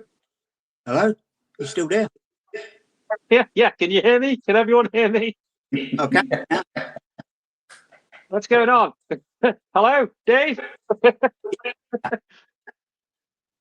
Yeah, no, I heard you, buddy. Yeah, I got your answer. I was moving on to Andy. Sorry, I was just laughing at Jack's with Trigger. No comment there, really, dude. I'm too naive about it. Probably from my challenge point of view, I love the crowns. Are really cool, man. They're a nice, solid, chunky. Mine reminds me of the, obviously the size of an ounce. The florins are really cool. Not that I've really sort of got into it all. The sixpences bring back lots of memories from Christmas pudding days when I was a kid. Anyone knows about that, they will probably laugh. Most of you probably won't because you're not old enough. Yeah, I don't know. I haven't really looked too into American stuff. On my travels, I've picked up a couple of little bits out of curiosity, some Australian bits which look quite cool, Canadian stuff that looks quite cool. Nothing in massive quantity. Irish stuff. I've seen some Irish stuff that's, I think it's 80% maybe, or 90, 80. I don't know. I think I said Spanish. Yeah, I don't know. I really don't know. I'm not sure whether I'm going to get into it. I'm a bit of a bullion guy. But you never know, man. You never know. Never know. It's always changing. I will also answer that and say, look, my first thing that came to my head was crowns. I am a sucker for crowns. I think they're beautiful. 925 crowns. You cannot go wrong. They are lovely. And I would always say to someone, if you don't own one, just have a look at them. And if you come across one at a good price, it may be something that you'll really enjoy owning if you only have bullion so far. If you want a one-off 3-decimal piece, and specifically if you're from the UK, I think they're great. But also, and this might not class as circulating, I think it is. Who's not saying sovereigns? Sovereigns, right? Would they class as circulating? I know, like, not everyone's going to have had a sovereign, but technically speaking, right? Craven. It says silver. Well, okay. That was a complete boo-boo. No. To be fair, they have brought out 2 silver sovereigns. They have brought out 2 silver sovereigns. No, they're not circulated. You see, you're keeping me on my feet. I rate that. I'm getting all excited about sovereigns. Yeah, I'll stick to crowns and I'll say no more. Thank you, Andy. I want to highlight Nerd's comment because I really appreciate comments like this. And I wanted you guys here on the panel to hear this as well. Nerd UK says the combo is fantastic. The chat is popping off. Great show tonight, Craven.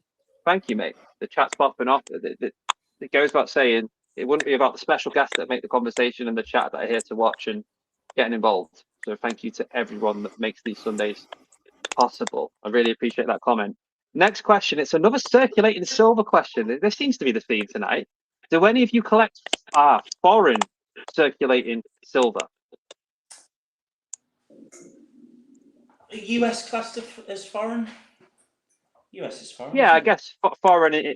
I assume what SPC means from his point of view is overseas, so not in the UK. Yeah, yeah, I like the peace dollar. It's brilliant. For me, I actually prefer it to the Morgan a little bit. I don't know, do I? Yeah, I do. I think the piece. I'm going to cheat a little bit. It's not silver, but I really love the gold Austrian ducat. I think that's brilliant. Lovely coin to have.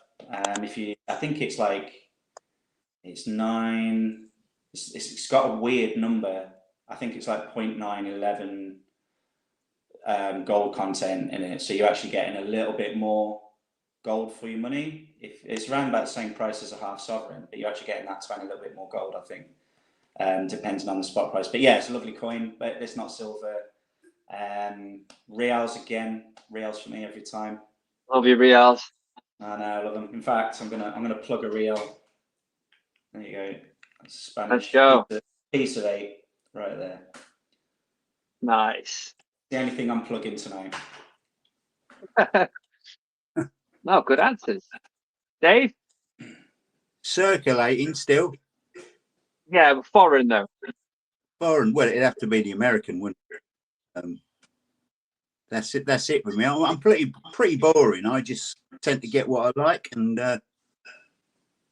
the Mexican stuff's quite nice. The pesos, Mexican pesos are really good. yeah, I haven't got any of them yet. It was my answer.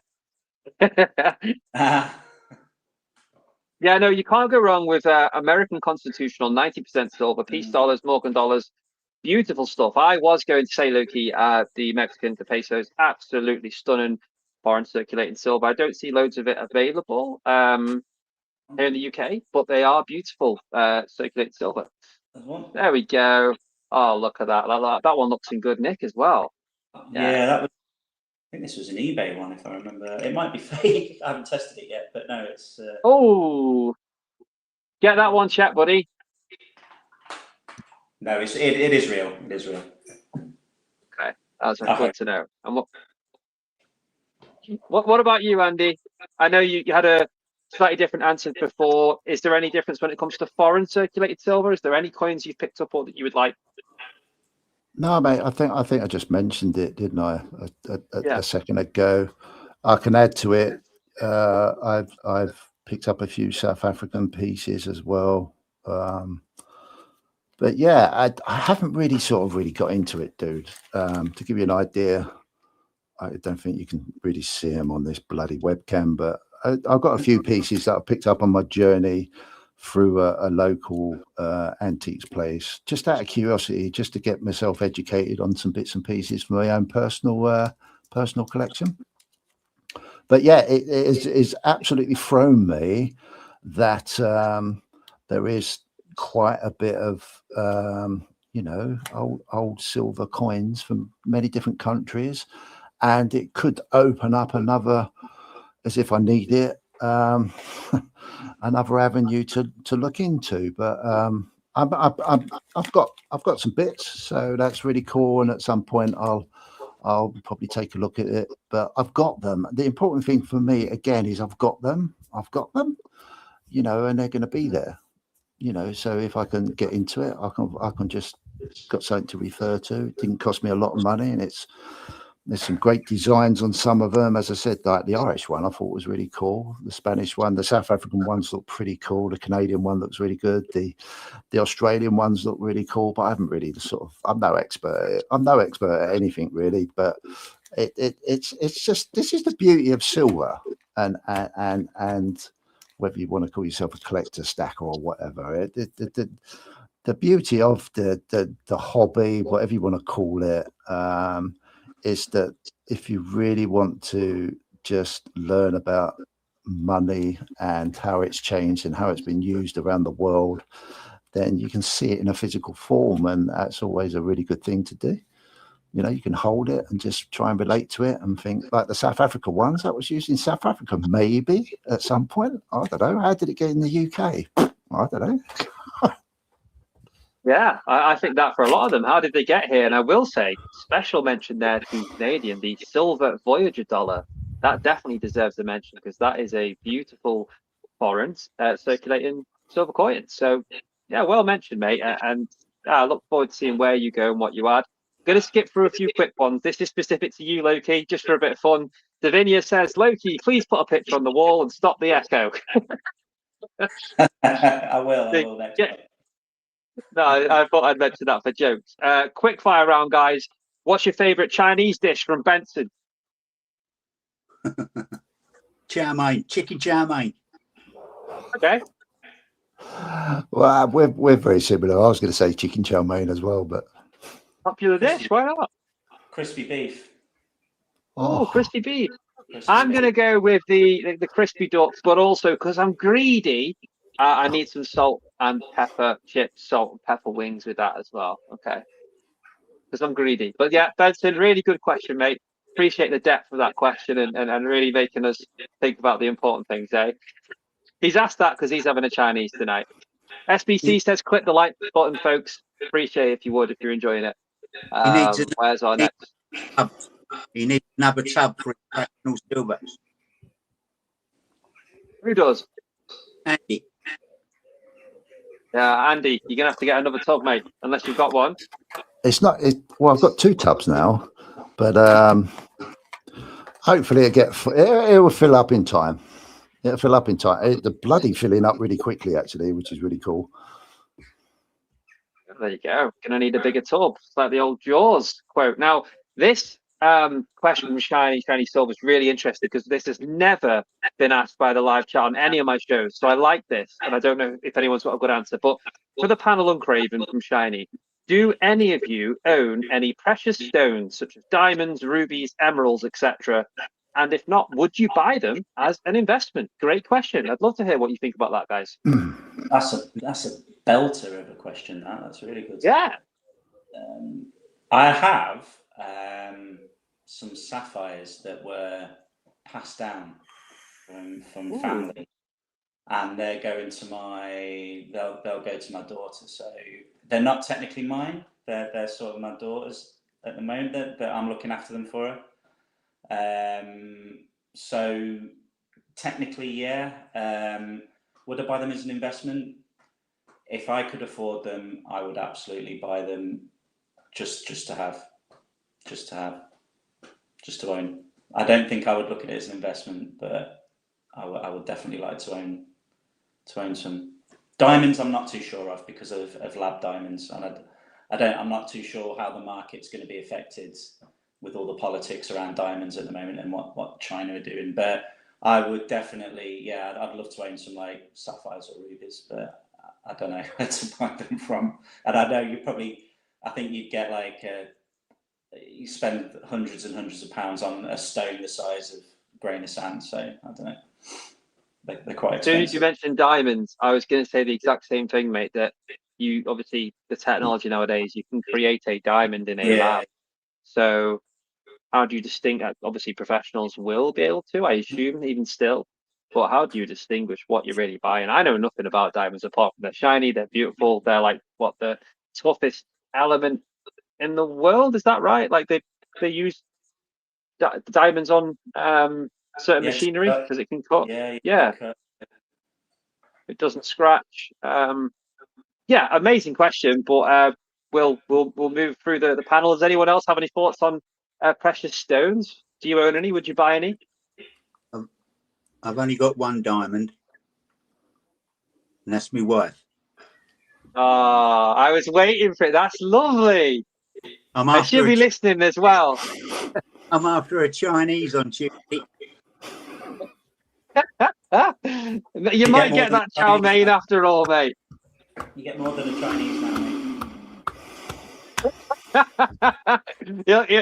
You'll get the well, I forgot what the crisp called. What the prawn crackers? You get the prawn crackers as well now, mate, for that. Thank you. If you could pass that message. Well. Okay. Oh, that was brilliant, mate. Andy, I feel like Yeah. you're going to come up with something deep and sentimental now. How'd you top that, mate? I can't top it, dude. But what I can say is I do not personally own any diamonds, rubies, or emeralds. As an investment, yeah, I've invested in my wife with certain precious metals. Is it a good investment? I'll let you know one day. Oh, lovely. Do you know what? Like, just what a great question. I love it when there's questions that we've never seen or had before because it brings up the best of answers. Yeah, hats off to you, Jack Stacks. That was good, mate. Right, we're going to read this one. It says, do any of the chat collect other Commonwealth coins like Maples, Kookaburras, Britannias, etc.? And are you comfortable with American Eagles? Be interested to know what you mean specifically by comfortable with American Eagles. I personally love the Eagles. I prefer the Type 1, so the older version, than the new one.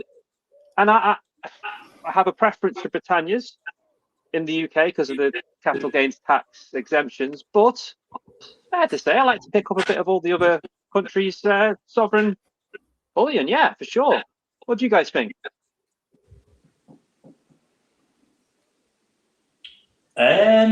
I have them all, so yeah, I am comfortable with them all. I love Eagles. I think they're brilliant. I wish our tax laws were more friendly around them from a Don't we stacking all? point of view. The same with Kookaburras and Maples. I love Maples. I think they're one of the best looking bullion coins out there. Britannia's, yeah, it's a no-brainer. I think everyone has them. Kookaburras are okay. They're not my thing. I do have a couple. I know people go crazy for them. They do the collecting and the date runs and stuff on them, and I can see why. I mean, it's Perth Mint, isn't it? I think, is it Perth Mint? It is, isn't it? Kookaburras. Yeah, really good looking coins. So yeah, all of those. I have some. I'll probably maybe get more in the future, maybe one day. Is that sentiment shared with the other two guys in the chat? Yeah. I like Maples, Eagles. I'm not too keen on the Philharmonic, if I'm honest. Any reason why? Design or just don't? I don't know. I like the reeded edge on the coin, and I suppose that's one of the reasons. No, it doesn't do a lot for me. That's fair enough. Quite easily, don't they? The Philharmonics, I think. Yeah, I've seen a lot of Milky. yeah. Wow, They're that's even the Australian kangaroo, aren't they? Yeah. That's also a problem we have close to home here with the Britannias as well, with the milk spots. It's a familiar issue. We don't quite do it the same as some of the other mints, unfortunately. Andy, you I will say one thing about the Philharmonic is it is quite a nice coin. It's 1 ounce of silver, but obviously a lot of people in the community don't like them because some people you give them to for free and they just give them away.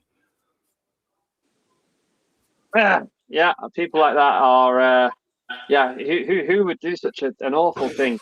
Me. Yeah, moving on. A good answer. Sorry, I couldn't resist that. Sorry, dude. You know me well. Maples, lovely design.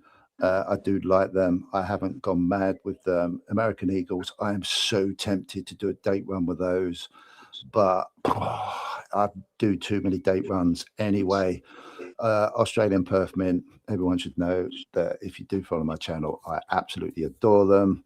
Britannias, I like them. Got a date run of those. Can't go wrong. Yeah, that's my take on those. Right, I'm going to try and quick fire because I'm about 10 to 15 minutes behind on the chat. We've got a surge full of questions. I'll try and read them quick. We'll try and power through a few with quick answers. So these two are both good. This is from Robot Toaster. What's your least favorite coin? I'll go first. My least favorite is the kangaroo. I think, considering the job they do on other coins, I think that they could do better with that. What's your guys' least favorite coin? Haven't got one. Fair enough. Yeah, I haven't got one. I like them all. Okay. Yeah. I mean, I'd say the kangaroo. It's too busy. It's got too much going on in it. Yeah.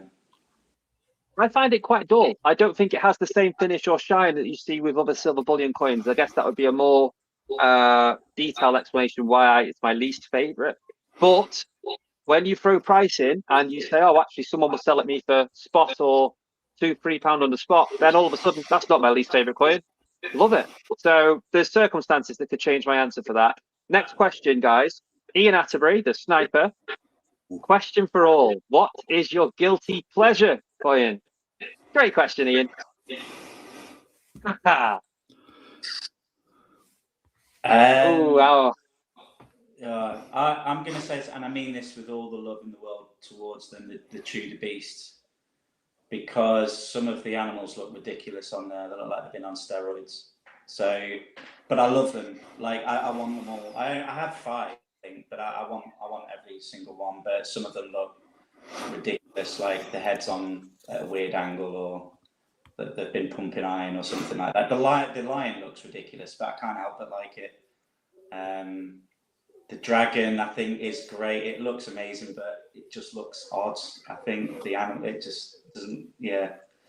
So yeah, Tudor Beasts, but I love them, and I want them all. The collection to complete. It's a guilty pleasure for sure. One that's very popular. Dave, what's your guilty pleasure coin, my friend? I'm glad you said coin this time because I had already had Jaffa cakes written down. Well, yeah, and we all know what your guilty pleasure is in life. But what's your I'd say the American Gold Eagle. Both the designs. I'm fortunate enough to have a half ounce. No, because I have fractional gold. Yes, St. Godden's Walking Liberty on the front, but they put it afloat. Well, and obviously the design on the back with the eagle. Just love it. That is my favourite coin. They are stunning. They are, and that was really nice to see as well. Thank you for showing that, mate. Good answer, Andy. Tell us your guilty pleasure and your guilty pleasure coin. Guilty pleasure, sod you. You ain't getting that.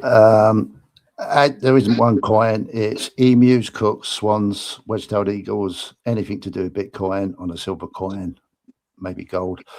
The Kronos range, Brits, the elephant, the leopard, the gold cooks, lunar bars, lunar coins, and dragon bars. That's my guilty pleasure, and it's bloody expensive. Have a lot of guilty pleasures. Lots of guilty pleasures. Wow. Reeling them off. I'll go quickly with mine.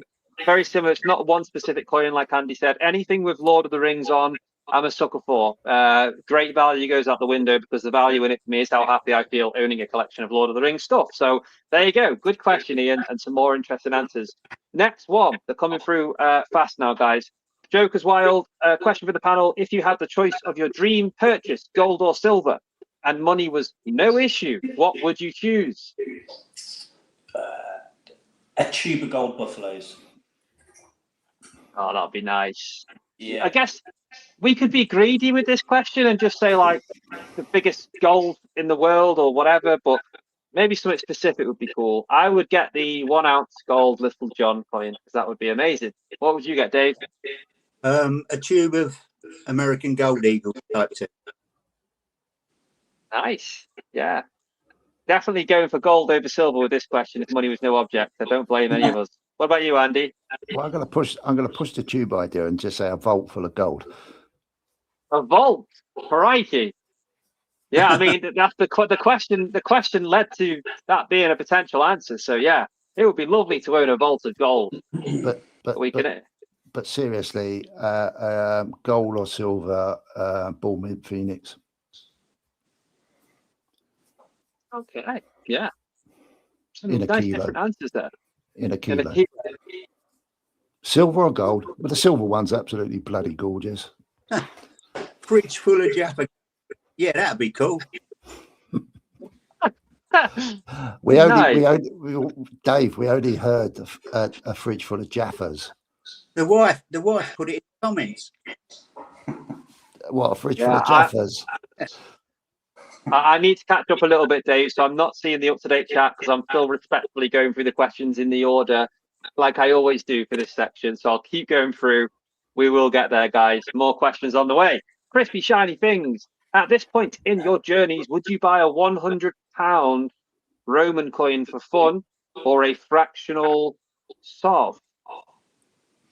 Can you get a fractional sovereign for £100 anymore? I don't think you can. Well, I guess, would you rather buy an ancient Roman coin or a fractional sovereign? I guess is where that's going. Gold. Gold?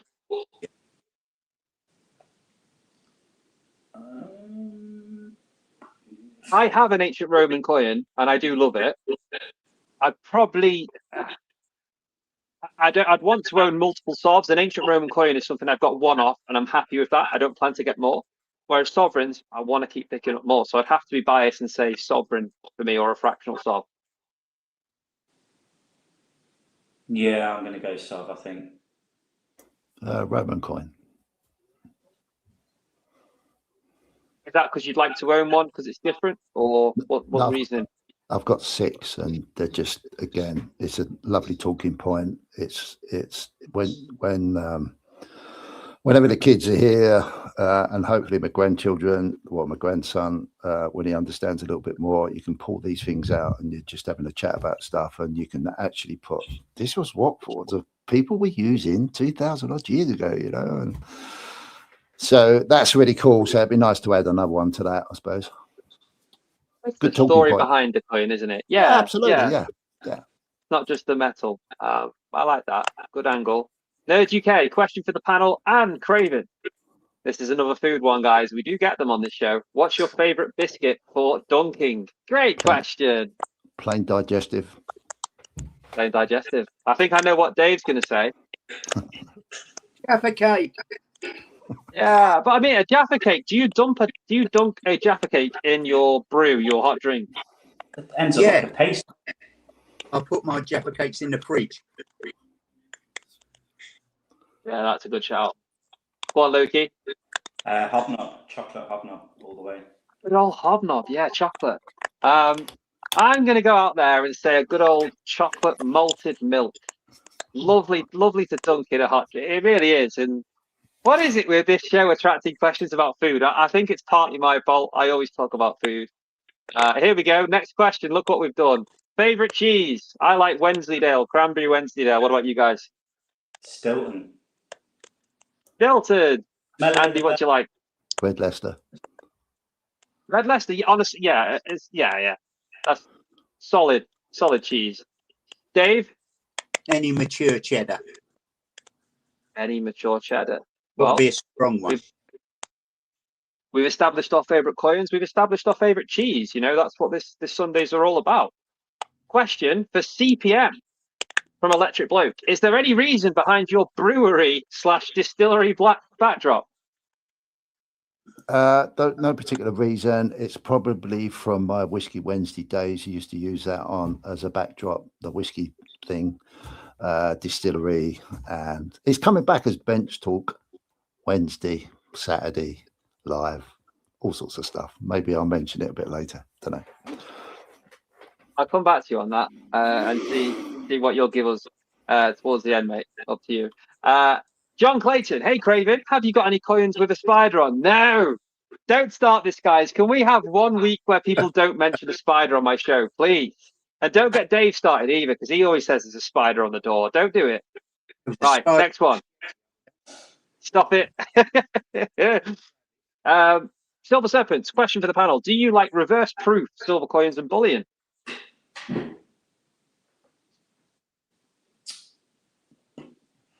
If the design's nice, yeah. If it takes me fancy, then yeah, I'll buy it. From an aesthetical point of view, yes. If it depends. For me, it depends on what you're really asking there. Do I like them when I look at them? Yes. Is it something I go out of my way to buy? No, because they tend to be, through my eyes, very expensive. But there's nothing wrong with people that buy them. I have the 2 ounce angel, which was massively expensive, but I just had to have it. I was like, I need it.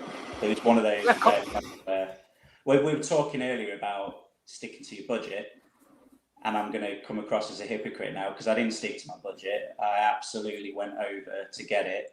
In fact, I'm going to be really honest with the chat. That was a credit card purchase, which I immediately paid off the next month. But yeah, I had to have it. So yeah, you know, I wish I could follow my own advice, but I didn't on that particular coin. Listen, I massively respect your honesty, mate. And, you know, there's a lot of us here that will probably say the same, that certain purchases at some point may have gone on the credit card. I'm not saying for everyone, but it's not irregular. And like you said, you wanted it, you paid it off. Yeah. And I guess you have no regrets from that purchase. I don't know it's paid off. I did for about a week after I bought it, but that was a lesson learned, wasn't it? So I would never really buy on credit card again since then. But that was just one of those rare times where I saw the coin. It just come out as well, and I was like, "Damn you, Royal Mint! I absolutely need that." So yeah, I did it. So, but it's on me. Fair enough. Does anyone have a different opinion than what's already been said to that question? Well, I like them, but would I go out and buy one? No. Similar to me? Yeah. Andy? Dude, no. Again, yeah, great talking point. Nice to have one if you're a collector, stacker, whatever you do with your precious metals. It's kind of cool to have one, maybe, just so you can educate yourself on what the difference is. But again, it will come down to, for me personally now, it will be how much is it, you know. Yeah. That will be the driving They're so overpriced. They're really expensive. They're so expensive for what you know. But if you could afford it and you wanted to collect reverse proof silver coins, what a lovely collection that would be if you can afford it. Yeah, there's no right or wrong answers, and it is a very fair question. I welcome questions like that. The 1 ounce Britannia is still over £100, I think. Even though the spots come all the way down, it's still like £105 for a 1 ounce proof. I mean, it's gorgeous, but I think I would after me Angel. I think I'm done with that. But they are expensive. In serpents, thank you. There we go, Benson. You know when Benson asks a question and it's quite long, you know we're in for a treat here. This is a potential rabbit hole, so let's see how we get on. Question for all from Benson: if you could go to any planet apart from Earth to start a new population, what planet would that be? And if you could take a bullion, a bullion coin as the currency, what would it be? That's a really good question, actually. Yeah, we could answer that in quite quick time. It's more about the bullion than but that's interesting. Does anyone have a definite answer off the bat? Pluto and 1/10 Britannia's. Oh, Saturn and peace dollars. Oh, it's bullion. well, okay. Brits. Yeah. Brits. It could be any bullion. I'd say let's go to Uranus and take Little John there. Next question, guys. I'm in a silly mood. I don't know. I didn't have a good answer, so I just thought, screw this. Right. Benson's back at it again. There was not another question before Benson's next one. Question for all. Tell us a funny joke. What I will say on this one, maybe if anyone's got one, say it. Don't all feel obliged to say a joke if you don't have one. Yeah, I recently subscribed and belonged to Apex Bullion. Oh, there you go, Benson. You asked for it, mate. Sorry, dude. You asked for it. Don't be starting more community beef, Andy. Was the last thing we need. Yeah, okay. Loki, Dave, do you have a joke for us? I got nothing. No, I don't. You got my best one last week. Oh, Well- which one was that? You Oh, can't- yeah, you won the prize. Yeah. Can't think of any more. Yeah, you did. I did make me laugh, and you won. Right, I'm scrolling through the chat. Dave, if you do have a joke whilst I'm scrolling, feel free to enlighten everyone. My granddad used to say that back in the day you could leave your back door open. That's probably why his submarine sunk.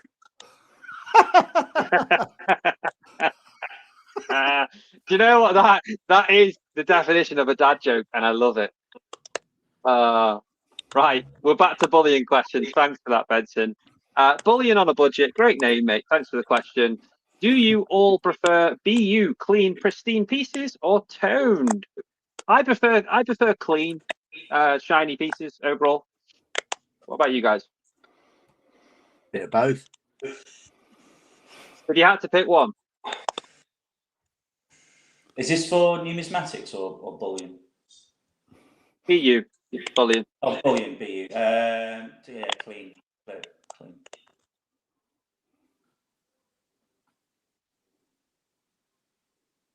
Andy. Craven.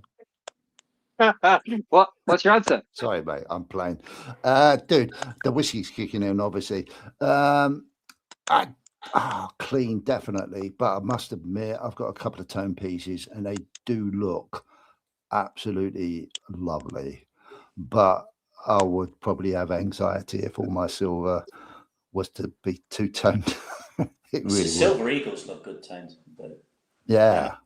I've got a Kookaburra, 2006 Kookaburra that is started to tone off, and it does look absolutely stunning. My late friend Stephen, who I talk about on my channel, he had some absolutely. He would never sell it to me. He had a toned piece. Can't remember exactly what it was off the top of my head. He had a tone piece which was to die for. I've never seen anything like it toned a silver coin. Like it was absolutely gorgeous. So yeah, I know some people add toning when they're making stuff, or add tone into existing stuff. But when you see it naturally do it, wow, it can be absolutely incredible. Absolutely incredible. Seen some very beautiful toned coins, I will say. They are stunning. Some of them just naturally tone in such a way that it's art. It's like, wow, Yeah. beautiful. Rather than like artificial toning where it's purposely done. But yeah, good question. Should we move on to the next question? And I will quickly ask, we've just hit the 2-hour stage, my word, where's the time gone? Have all of you gentlemen got a little longer to answer more questions, or are you looking to wrap this up sooner? Please be honest. No, there's no wrong answer. No, all good. All No, good.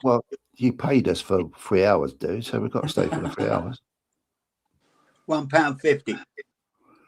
Is All that right, what he gave? Is that what he gave you, Jax? Jesus Yeah, Christ! He I'm gave a me noob. two. Not everyone's is. Yeah. He gave me £2.50. Bloody hell, man! Well, I offered you £1, and you said no. You want £2.50. He's cruel. He paid me in kind. Oh, yeah. Right. Well, Next question. Let's don't not. say Let's that. not go there. We're back to Little John and Uranus again. Yeah, I know. Yeah. Yeah. Oh, question for all. Bullion on a budget. If metals was not based off of value at all, and all metals were the same value-wise, what metal would you stack more of? That's cool. That's a great So, question. for some reason, I'm still thinking gold because it looks nice. Yeah. Same here. I would personally go with copper because I think the effect on copper is absolutely gorgeous. I have no disagreement with that at all. You can appreciate a nice copper piece for sure. Yeah. And once again, no wrong answers to that. That's a really out there question. I like to see it. Yeah, that's a good example as well. Sorry, I just could have cut in. I think Jax, you did a short, didn't you, on that? Was that a copper piece? Yeah, it's based on. I'll put it away now. It's based on the peace dollar. Yeah, dude. That just stood out absolutely big time. Even my wife went, "Oh, is that a gold piece?" I said, "No, it's copper." Well, But the design looked really cool. really cool in copper. Sorry. Oh, that's another pound. Jesus. Oh, I will be honest. I picked up on you apologising 4 times tonight. I've not said anything for 3 times. So on this occasion, you're going to have to put whatever you've got, 20p, 50p in the sorry jar. Yeah. As we move on to the next question, Shiny Silver has very kindly brought food back into the mix. What food do you hate the smell of and taste of the most? Eggs. I'm going to say fish, but I do like some fish. But in terms of smell, you can get some pretty fishy smells that are not pleasant, shall we say? I think French onion soup's pretty rank. That one, Andy. That's the one. Yeah, dude. Yeah. Nice. Yeah, French That is onion. beautiful. French onion soup. It smells like body odor. I think it tastes like it as well. Not that Oh. I know it. Full of eggs. Yeah. Eggs, French onion soup, fish. Andy, what food do you Dude, hate the smell and the taste of the most? Dude, believe it or not, I absolutely love food. If I'm hungry, mate, I'll eat anything. I have no. I just love food, man. I will try anything. If I don't like the smell, I hold my nose. If I'm hungry, dude, I'll eat it. Yeah. You animal.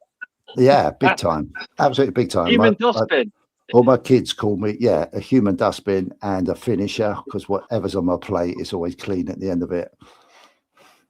I love my food, man. I love my food. I love good food as well, to be fair. You lit the plate? That's a bit personal, dude. I mean, yeah. Right. It's been a while, Craven. It's been a while. It's been a while, dude. It's been a while since I've licked that plate.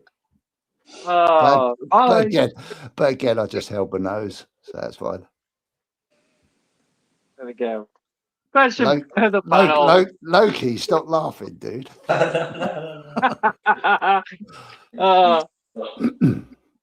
Guys, Benson wants to know, what is everyone's favourite 50p design? It's a good question. 50p is very popular amongst collectors in our community.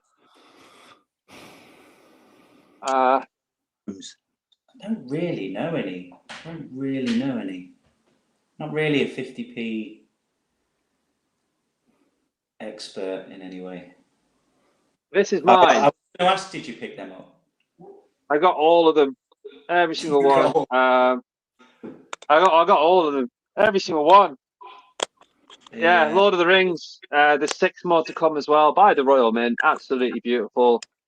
Is it a good investment? Who knows? Who cares? Are they silver or copper nickel, or are they proof?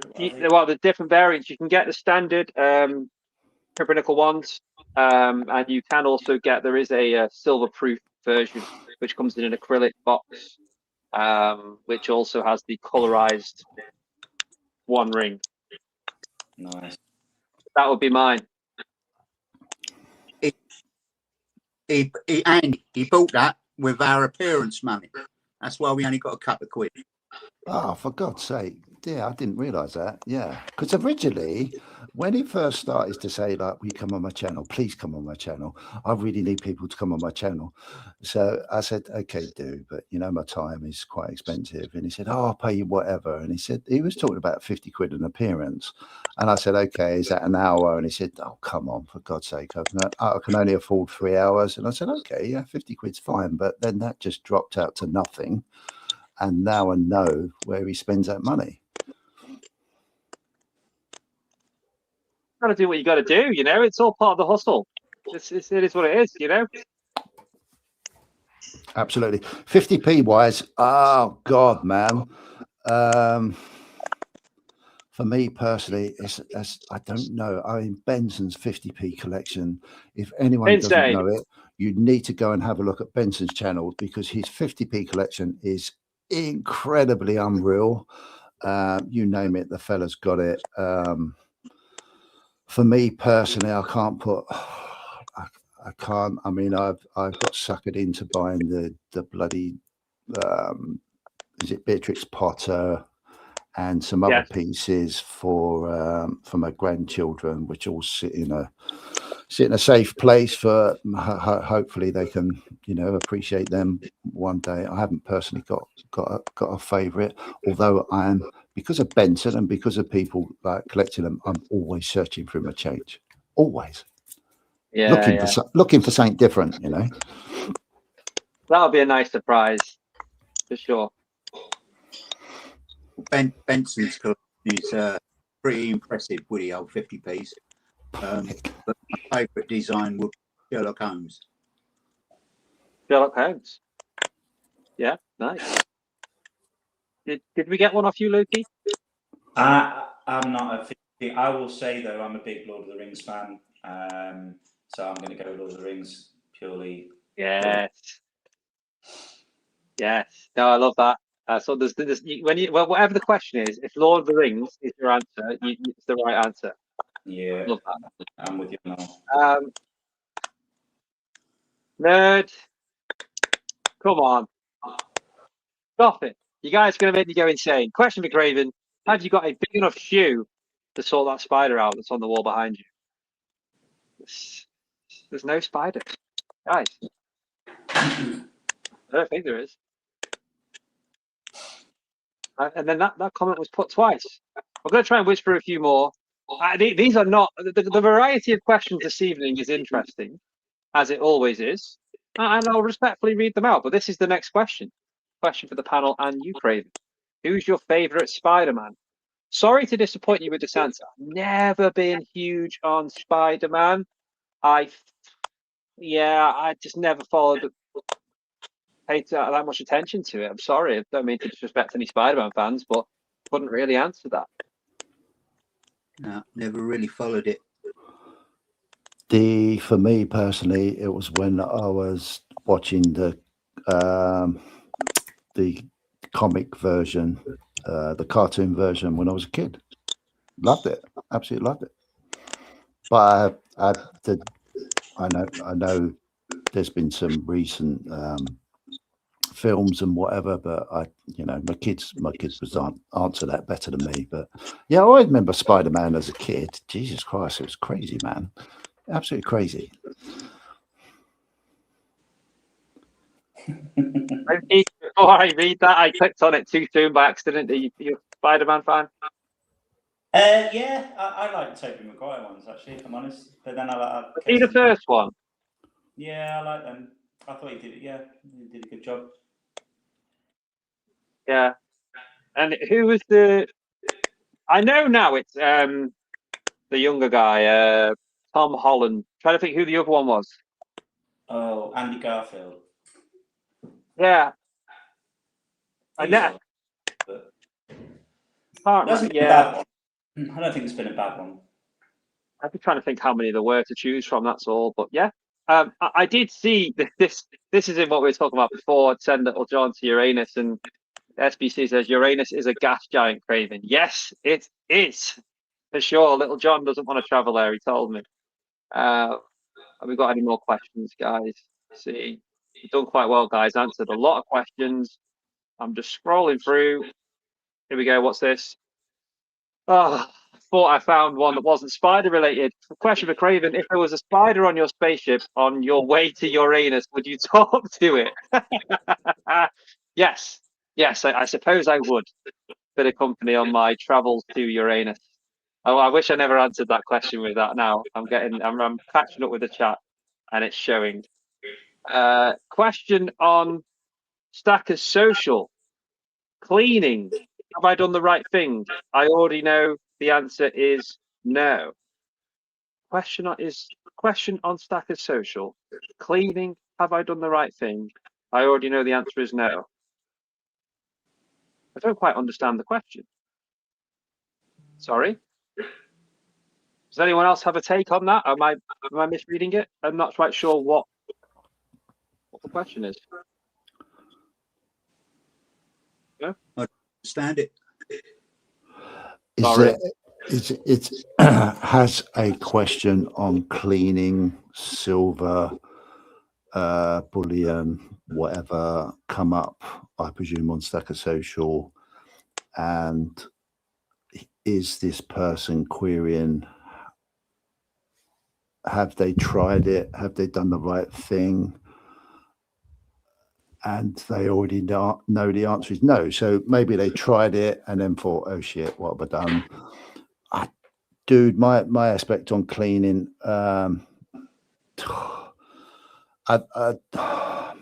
there's always that.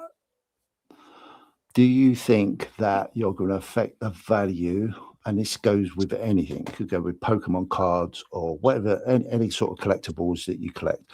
If you start touching the product that you are that you've purchased, if is in any way, shape, or form with you touching it, whether it's cleaning, dusting with dirty hands, the other day with Marmite fingers, is that going to damage the possible value of your product that you've bought?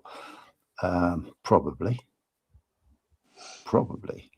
Unless you're very clever enough to get away with it and then flog it on without telling someone what you've done. But Naughty that. Yeah, exactly, and that happens, I'm sure. Which is where you have to be very careful where you're buying from and trust nobody, verify everything. Is a good motto. But yeah, I mean, if you get into the proof world, you know, you don't touch a proof coin. But to be fair, you shouldn't really need to. If you keep everything in capsules, you shouldn't need to touch anything. But then, you know, why shouldn't you? It's your property. You can do what you like with it, but don't expect great returns if someone turns around and says, oh my God, that's not pristine. It's got scratches on, because you can't see it, but someone else might be able to. So maybe that's where it come from. I don't know. Yeah, I can speak from experience. I once did an experiment where I cleaned, as a one-off, a over 200-year-old crown. I made a video of it, and a very controversial talking point within the community amongst purist collectors and people who just like the shiny stuff. I agree that when you buy something, it is yours to do what you want with, but I also do have a lot of respect for preserving coins in their natural state. If there is wear and tear, it's part of its journey, and that's part of its value. But yeah, if that's what you meant, great question. Sorry, I didn't quite understand it, and thank you, Andy, for kind of putting perspective on that, mate. Go on.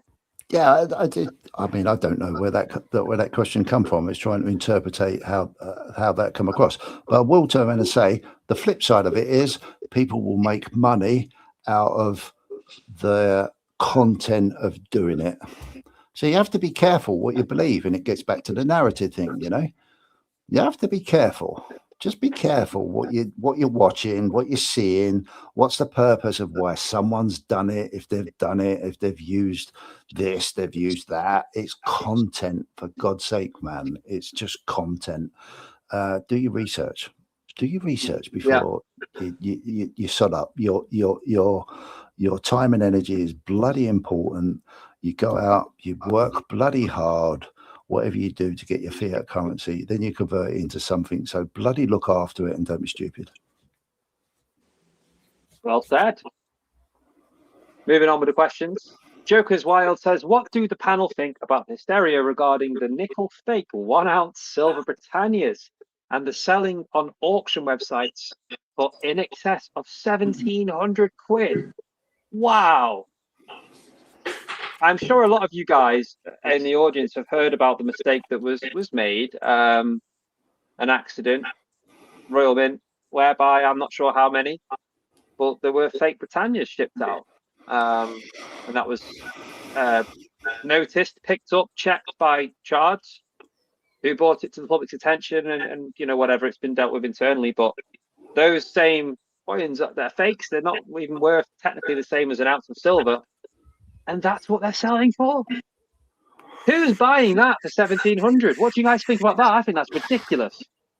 And this is no disrespect to anyone who collects Pokemon, but it is purely Pokemon like hysteria around something that was, done. That's what's driving the price, not the content, not even its scarcity. I don't even believe it's scarce, because in 20 years' time, who's going to care?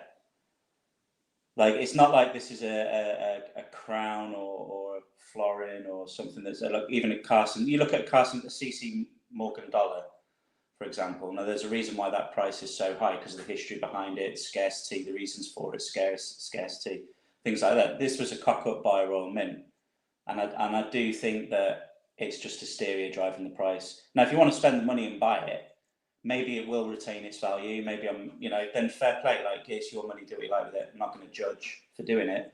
It's not something I would do personally. I wouldn't spend that amount of money on a copper nickel coin.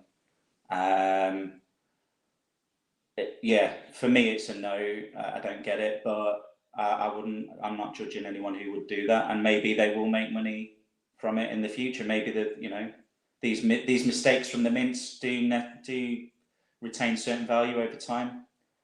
I don't know. I wouldn't buy it. I won't go down that road. Clearly, the proof's in the pudding. What you said is correct, by the way, and I agree with you. But the proof's in the pudding that to some people there is value in it. If people are happy to spend £1,700, I think it's a gamble. Like, it's a real big gamble if you buy it or you buy one. More of a gamble than what is normal for stacking. But I think it is. I think it's not for me. I wouldn't do it. Well, shards, they got about 210 of them, and they're slabbing a lot of them. What sort of description would that be on the slab? I mean, is it classed as an error coin? I think it would have to be. Yeah, it is. I think that's what they are described as, isn't it? An error coin. That's what you're buying, is a rarity. It's an error. It's normally a detail on a coin, though, isn't it? It's not the whole coin. Yeah. I didn't know what it would be classed as. Well, I can tell you one thing. It's certainly an error. It's one big cockle. It's the wrong metal. So I've got a 2 real coin where the mint master's initials are the other way around. They're like the inverse of what they should be, and that was quite a common mistake to happen back then with the way they used to strike the coins. So I could understand why they would be worth a little bit more than maybe what a normal 2 real is, but the price that these are reaching screams a bit more hysteria to me. I think they'll remain expensive, and I think what will happen is the price will probably come down a little bit in time when the hysteria is over. But technically, I guess they are an error coin. So I don't know. That's me in 200 years. They might be worth a lot more than. Set a reminder in my phone. Yeah. Andy, anything different on that? Thoughts on £1,700 fake Britannias? That's just a load of crap in it, really, to be fair. But that's just my personal opinion. But if I was earning, I don't know, 20 grand a month, 30 grand a month, then yeah, I could afford £1,700 on something that is quite unique. The narrative is great PR for Chards. I think Chards have been doing a big push on it. It's fantastic for them, this is what I mean. It's narrative, and it's great to talk about. But realistically, I don't know anybody that I talk to on a day-to-day basis that would go out and spend £1,700 on one of those.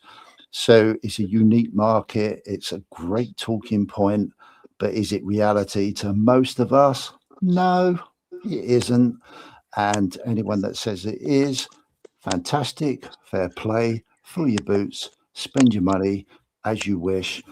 But it's just mad. But that's what I love. What Loki said. I am into Pokemon. You didn't insult me by what you said. I see it massively going on, absolutely everywhere. It's just hype, crap, push it, narrative, money from the narrative, see what I can get, market it. And there's only a few unique people that can do this, and they're just riding on the backs of maybe the odd person out there thinking, oh, well, yeah, that's a really good idea. I'm going to buy one. I'm going to get into debt. I don't worry about it. I've made my money. Hopiism, all that crap, man. But it's real. And the one thing I might come across as very arrogant about it, but I do recognize the reality of how influential that could be to some people. And that's where we, you know, have a care and maybe duty, perhaps, I don't know, to just talk it as it is, man. Talk it as it is. But I respect anyone that wants to take that chance, you know. Totally respect it. Yeah. Once again, the point I was going to say is, you mentioned a unique market. I said before that there's some people out there, it is worth that. People would happily pay 1,700 for that, and fair enough.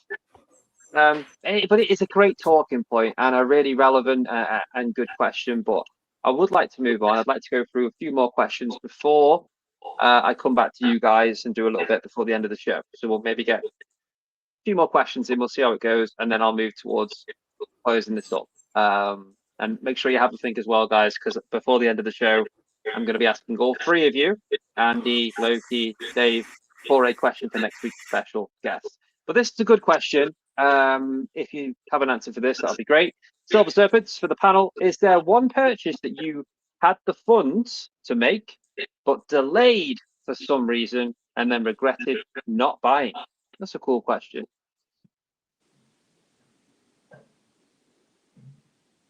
Do you want me to go? Yeah, whoever comes up with an answer first. Dude, I've expressed this quite a bit on my channel. 40 quid for a Bitcoin. So. Wow. Yeah, when you put it like that, and you were aware of it at that time as well, you could have done that. It was something you were involved in at the time, you thought about. Oh, I seriously had that option. Seriously had that option to spend £1,000 when it was 40 quid a Bitcoin. So that's painful. It isn't painful. Hindsight's a good thing. Yeah, it's just rubbish. But we've all got those stories, you know. But the important thing is I learned so much about it. Yeah, that's very fair. Can anyone top that as an answer? Because that's quite crazy. I can add in here that I don't really feel, I'm sorry to give a boring answer, I don't really look back and feel regret that I didn't buy anything. The things that I maybe wanted but didn't buy, I don't feel worse off or like I've missed out. I don't. The regrets I've had of stuff I've bought and then wish I didn't, rather than stuff I didn't buy. We want them in the moment. It's an impulse thing in this space with the hype, with the FOMO. And then you don't buy it. A couple of weeks later, I'm not really bothered about that anyway. So no, I don't. I don't regret anything. There's nothing I haven't bought that I regret not buying from my side. I love that answer because that's so relevant. It is so relevant because, like, I just said that because that's the truth. That's my truth. That if someone was to ask me that question, that's what I would always say. But I don't regret it. I don't regret it because I probably would have sold it when it like 3x'd or 4x'd. But it's been 100x since then. So I would have missed out on that, but I would never have educated myself on it, you know, whereas I have educated myself on, and it's a different kettle of fish now, totally different kettle of fish. So it's a great learning curve. Yeah, it's good to not see it as a mistake and a learning curve. I like that analogy, mate. Well said. Loki or Dave? I don't regret not getting stuff. I regret maybe selling things that I should have held on to. I just look at that as part of the learning curve of it, and I don't really dwell on it. And I think, like I said, if I've got something, I'm up because I'm saving. So I don't feel like I've missed anything. That I think there's a couple of like artistic pieces of silver that I've seen and thought, I wish I could afford that. That'd be nice, but I don't lose sleep over it or anything like that. Very similar, really, to myself. Dave? No, I've never regretted anything. I've seen things I like, but then it really goes down to the budget at the end of the day. I don't want to put myself over my limit, and I'll just let it go and move on to the next, whatever comes along. No regrets. I think sometimes in the moment we can feel like, oh, if I don't get this now, like I'm really missing out. But like I just said, and this is God's honest truth, a couple of weeks later, you will not be feeling that way for a lot of these things that in the moment seem like the most important thing, a new release, something you've got to get. Quick question from Benson, who says, Craven, where's my money? I'm guessing you heard the guests talking about the £1, the £2.50s they got paid for their appearances tonight, and you want yours. Yeah, message me. Right, guys, I'm going to really quickly scan through because we are coming towards the end of the questions here. If I miss anything, I do apologize. We have successfully managed to answer a lot of questions tonight. I appreciate the guests getting involved with that and the live chat for all that you put through. I can't see any more questions. I'm all up to the chat. If I've missed anything, once again, I apologize. We're going to move on to the last segment here. And I want to do this. I don't know what the answer is going to be. I want to come to Andy.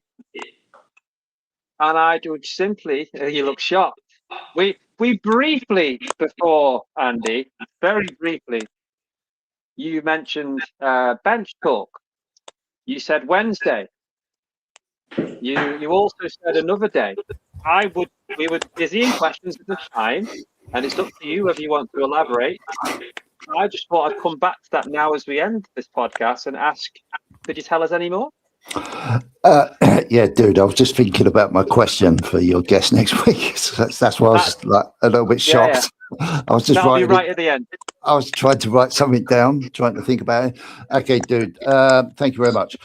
Okay, so yeah, I've relaunched the new version of my old Whiskey Wednesday this week, and yeah, really enjoyed it. It's called Bench Talk Wednesday.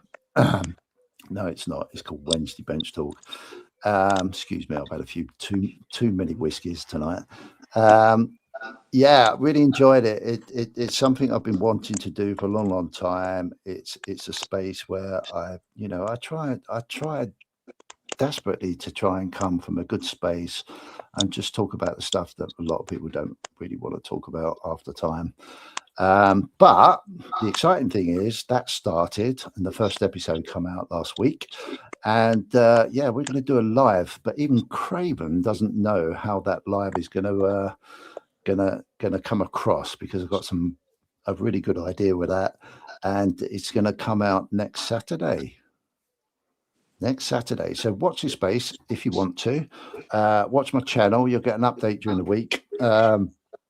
But yeah, I'm going to do a live every Saturday, and it's going to be slightly different to what most people are used to, and it's going to be hopefully exciting, and it's going to be a place where it's safe, and we just have a good old conversation about the space and try and encourage people to, you know, get into the stacking space. And yeah, I think it's going to be healthy. We'll see where it goes. I'm pretty excited about it. We're going to have some really interesting people on, and yeah, it's going to be a free space. I'm not going to say too much about it. I'm really not, but it's exciting.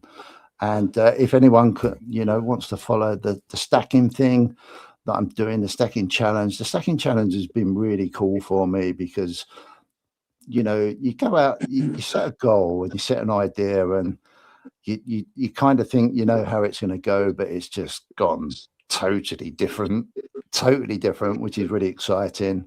I am doing, give you a bit of a heads up, after every ounce I'm recording what I thought about my journey and my reaction to that journey of every ounce, and I'm putting together a journal.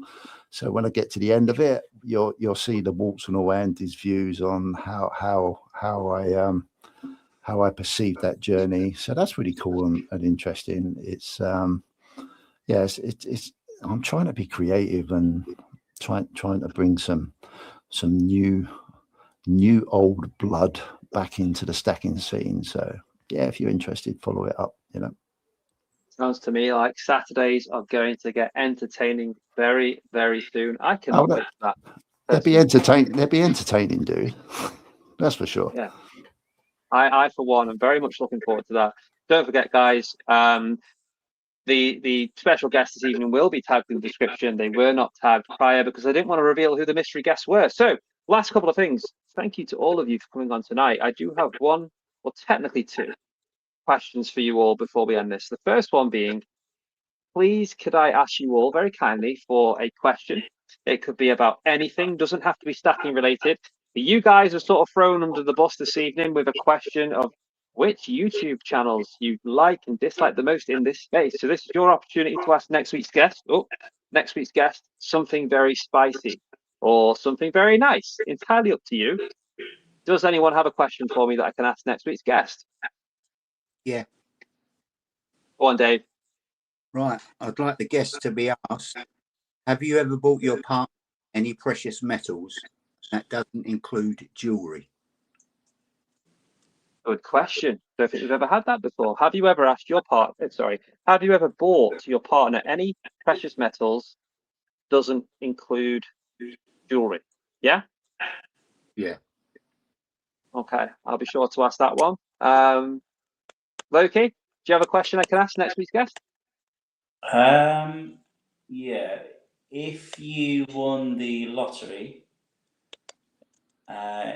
jackpot, would you still stack, and why? If not, and if you would? It's a great question. That's a really good question. Especially when people are stacking to be in arguably a better position later on in life. If that gets given to you all of a sudden, do you still have the same mindset? Are you still looking to convert fiat? Yeah, that's really good. I could go on about that. I love that question, mate. Thank you. Right, Andy, last but certainly not least, my friend, what have you got for me? How much is Craven paying you to appear on the podcast? Wow, I can't give away all the trade secrets. Is that genuinely what you want me to ask? You obviously don't want that as the question. So no, the real question is, who do you look up to in life and why? That's a better question. That's a really good question. I like that. It'll be interesting to see what the answer is. I think you'll all be interested to see who is the special guest next week. You'll have to stay tuned to find out. Right, I'm going to do one more roundup. Thank you to everyone in the live chat. We wouldn't be able to do this without you. It's been a pleasure as always. Episode 47 is a wrap. Any closing words from any of you guys before we end the show today? Anything you'd like to say, share before we close this? No, only that it's been an absolute pleasure coming on board. YouTube isn't that scary, so it hasn't been that bad. I've thoroughly enjoyed it, and I think if I was to signing off, the thing I would say to everyone is, at the end of the day, memories are worth more than gold or silver. So don't stop living while you're stacking. That's about it. Powerful. That's a really good way to sign off, mate. And to you, Loki, thank you very much. You don't currently have a YouTube channel. So we don't see you on YouTube as such, but this is your first time on the platform as far as I'm aware, and you've done a fantastic job. And it's been a pleasure to have you as a guest and part of the conversation, mate. So thank you, genuinely. Anytime, mate. Thank you. Dave, any closing words from you, my friend? Thank you so much for coming on. It's your first time this evening. Same goes to you, mate. You've been a fantastic guest. I really appreciate you coming on. It has been a long time coming. We spoke about it before. Anything you'd like to say before we round off? I'd just like to thank you for having me on, and nice to have a chat with the lads and the chat. Straight to the point and well said, mate. I can see lots of comments saying thank you for tonight to the panel, to everyone. Do love to see that. Hope you enjoyed it, guys. Andy, last but not least, mate, any final words from you? Thank you so much for coming on tonight. You've been on, I'm losing track of how many times, but There's never a dull moment, and I really appreciate every time you do choose to come on, mate. Thank you. It's appreciated, dude. It is an honor, man. It is a real honor to and a privilege to be able to be on a space where you are allowed to express yourself and be yourself more than anything. It's really important, I believe personally. Dude, we've got a great relationship outside of this, and yeah, thank you very much for having me on. It's always it's a privilege, and I might muck around, but I don't underestimate it at all. Loki, dude, you know what a pleasure, mate. We've had a few conversations, man. We've had a few conversations in the chats, and yeah, man, you are who you say you are, and that's just so unique nowadays, and it's a pleasure. It's an honor, mate, just to spare that, you know, just to exchange that couple of hours. I'm not bullshitting. I actually mean what I say at the end of these things. Jack Stacks, dude, man, thank you very much, dude, for supporting what I'm doing. I really appreciate it. It keeps me going. I'll always do what I want to do, but it's really cool to have a few people there that just continually just support what I'm doing. And that means a lot, a hell of a lot. So I thank you. And yeah, I can't say enough. This, you know, the chat, you know, awesome questions. Sorry, Benson, I thought that was funny, that reply to your question. But you know what I think of you. I will say, man, you know, this community is fantastic. It has it up. It really does has its ups and downs. But as people, we've got to accept that people are different. We've got to accept that people have their own ideology about how they want to do stuff. But the most important thing is people are producing spaces where not every personality needs to be tied to. We got a choice. We can move around. We can still do what we want to do, and that's really important. And keep the spirit going, man. That's really important, and keep real. So that's from my heart. I've got nothing else to say for it. It's a bloody privilege, as always. Thank you very much, Craven. Thank you, mate. You really do have a way with words, guys. Honestly, absolute pleasure. Everyone in the chat, you're all legends. Thank you so much. If you're still watching at this point and you haven't already, but you enjoyed tonight's episode, please do hit the like button and make sure you check out the other guys' channels. Andy, TPM, Jackstack64. Loki doesn't have a channel, maybe in the future, but thank you so much for coming on.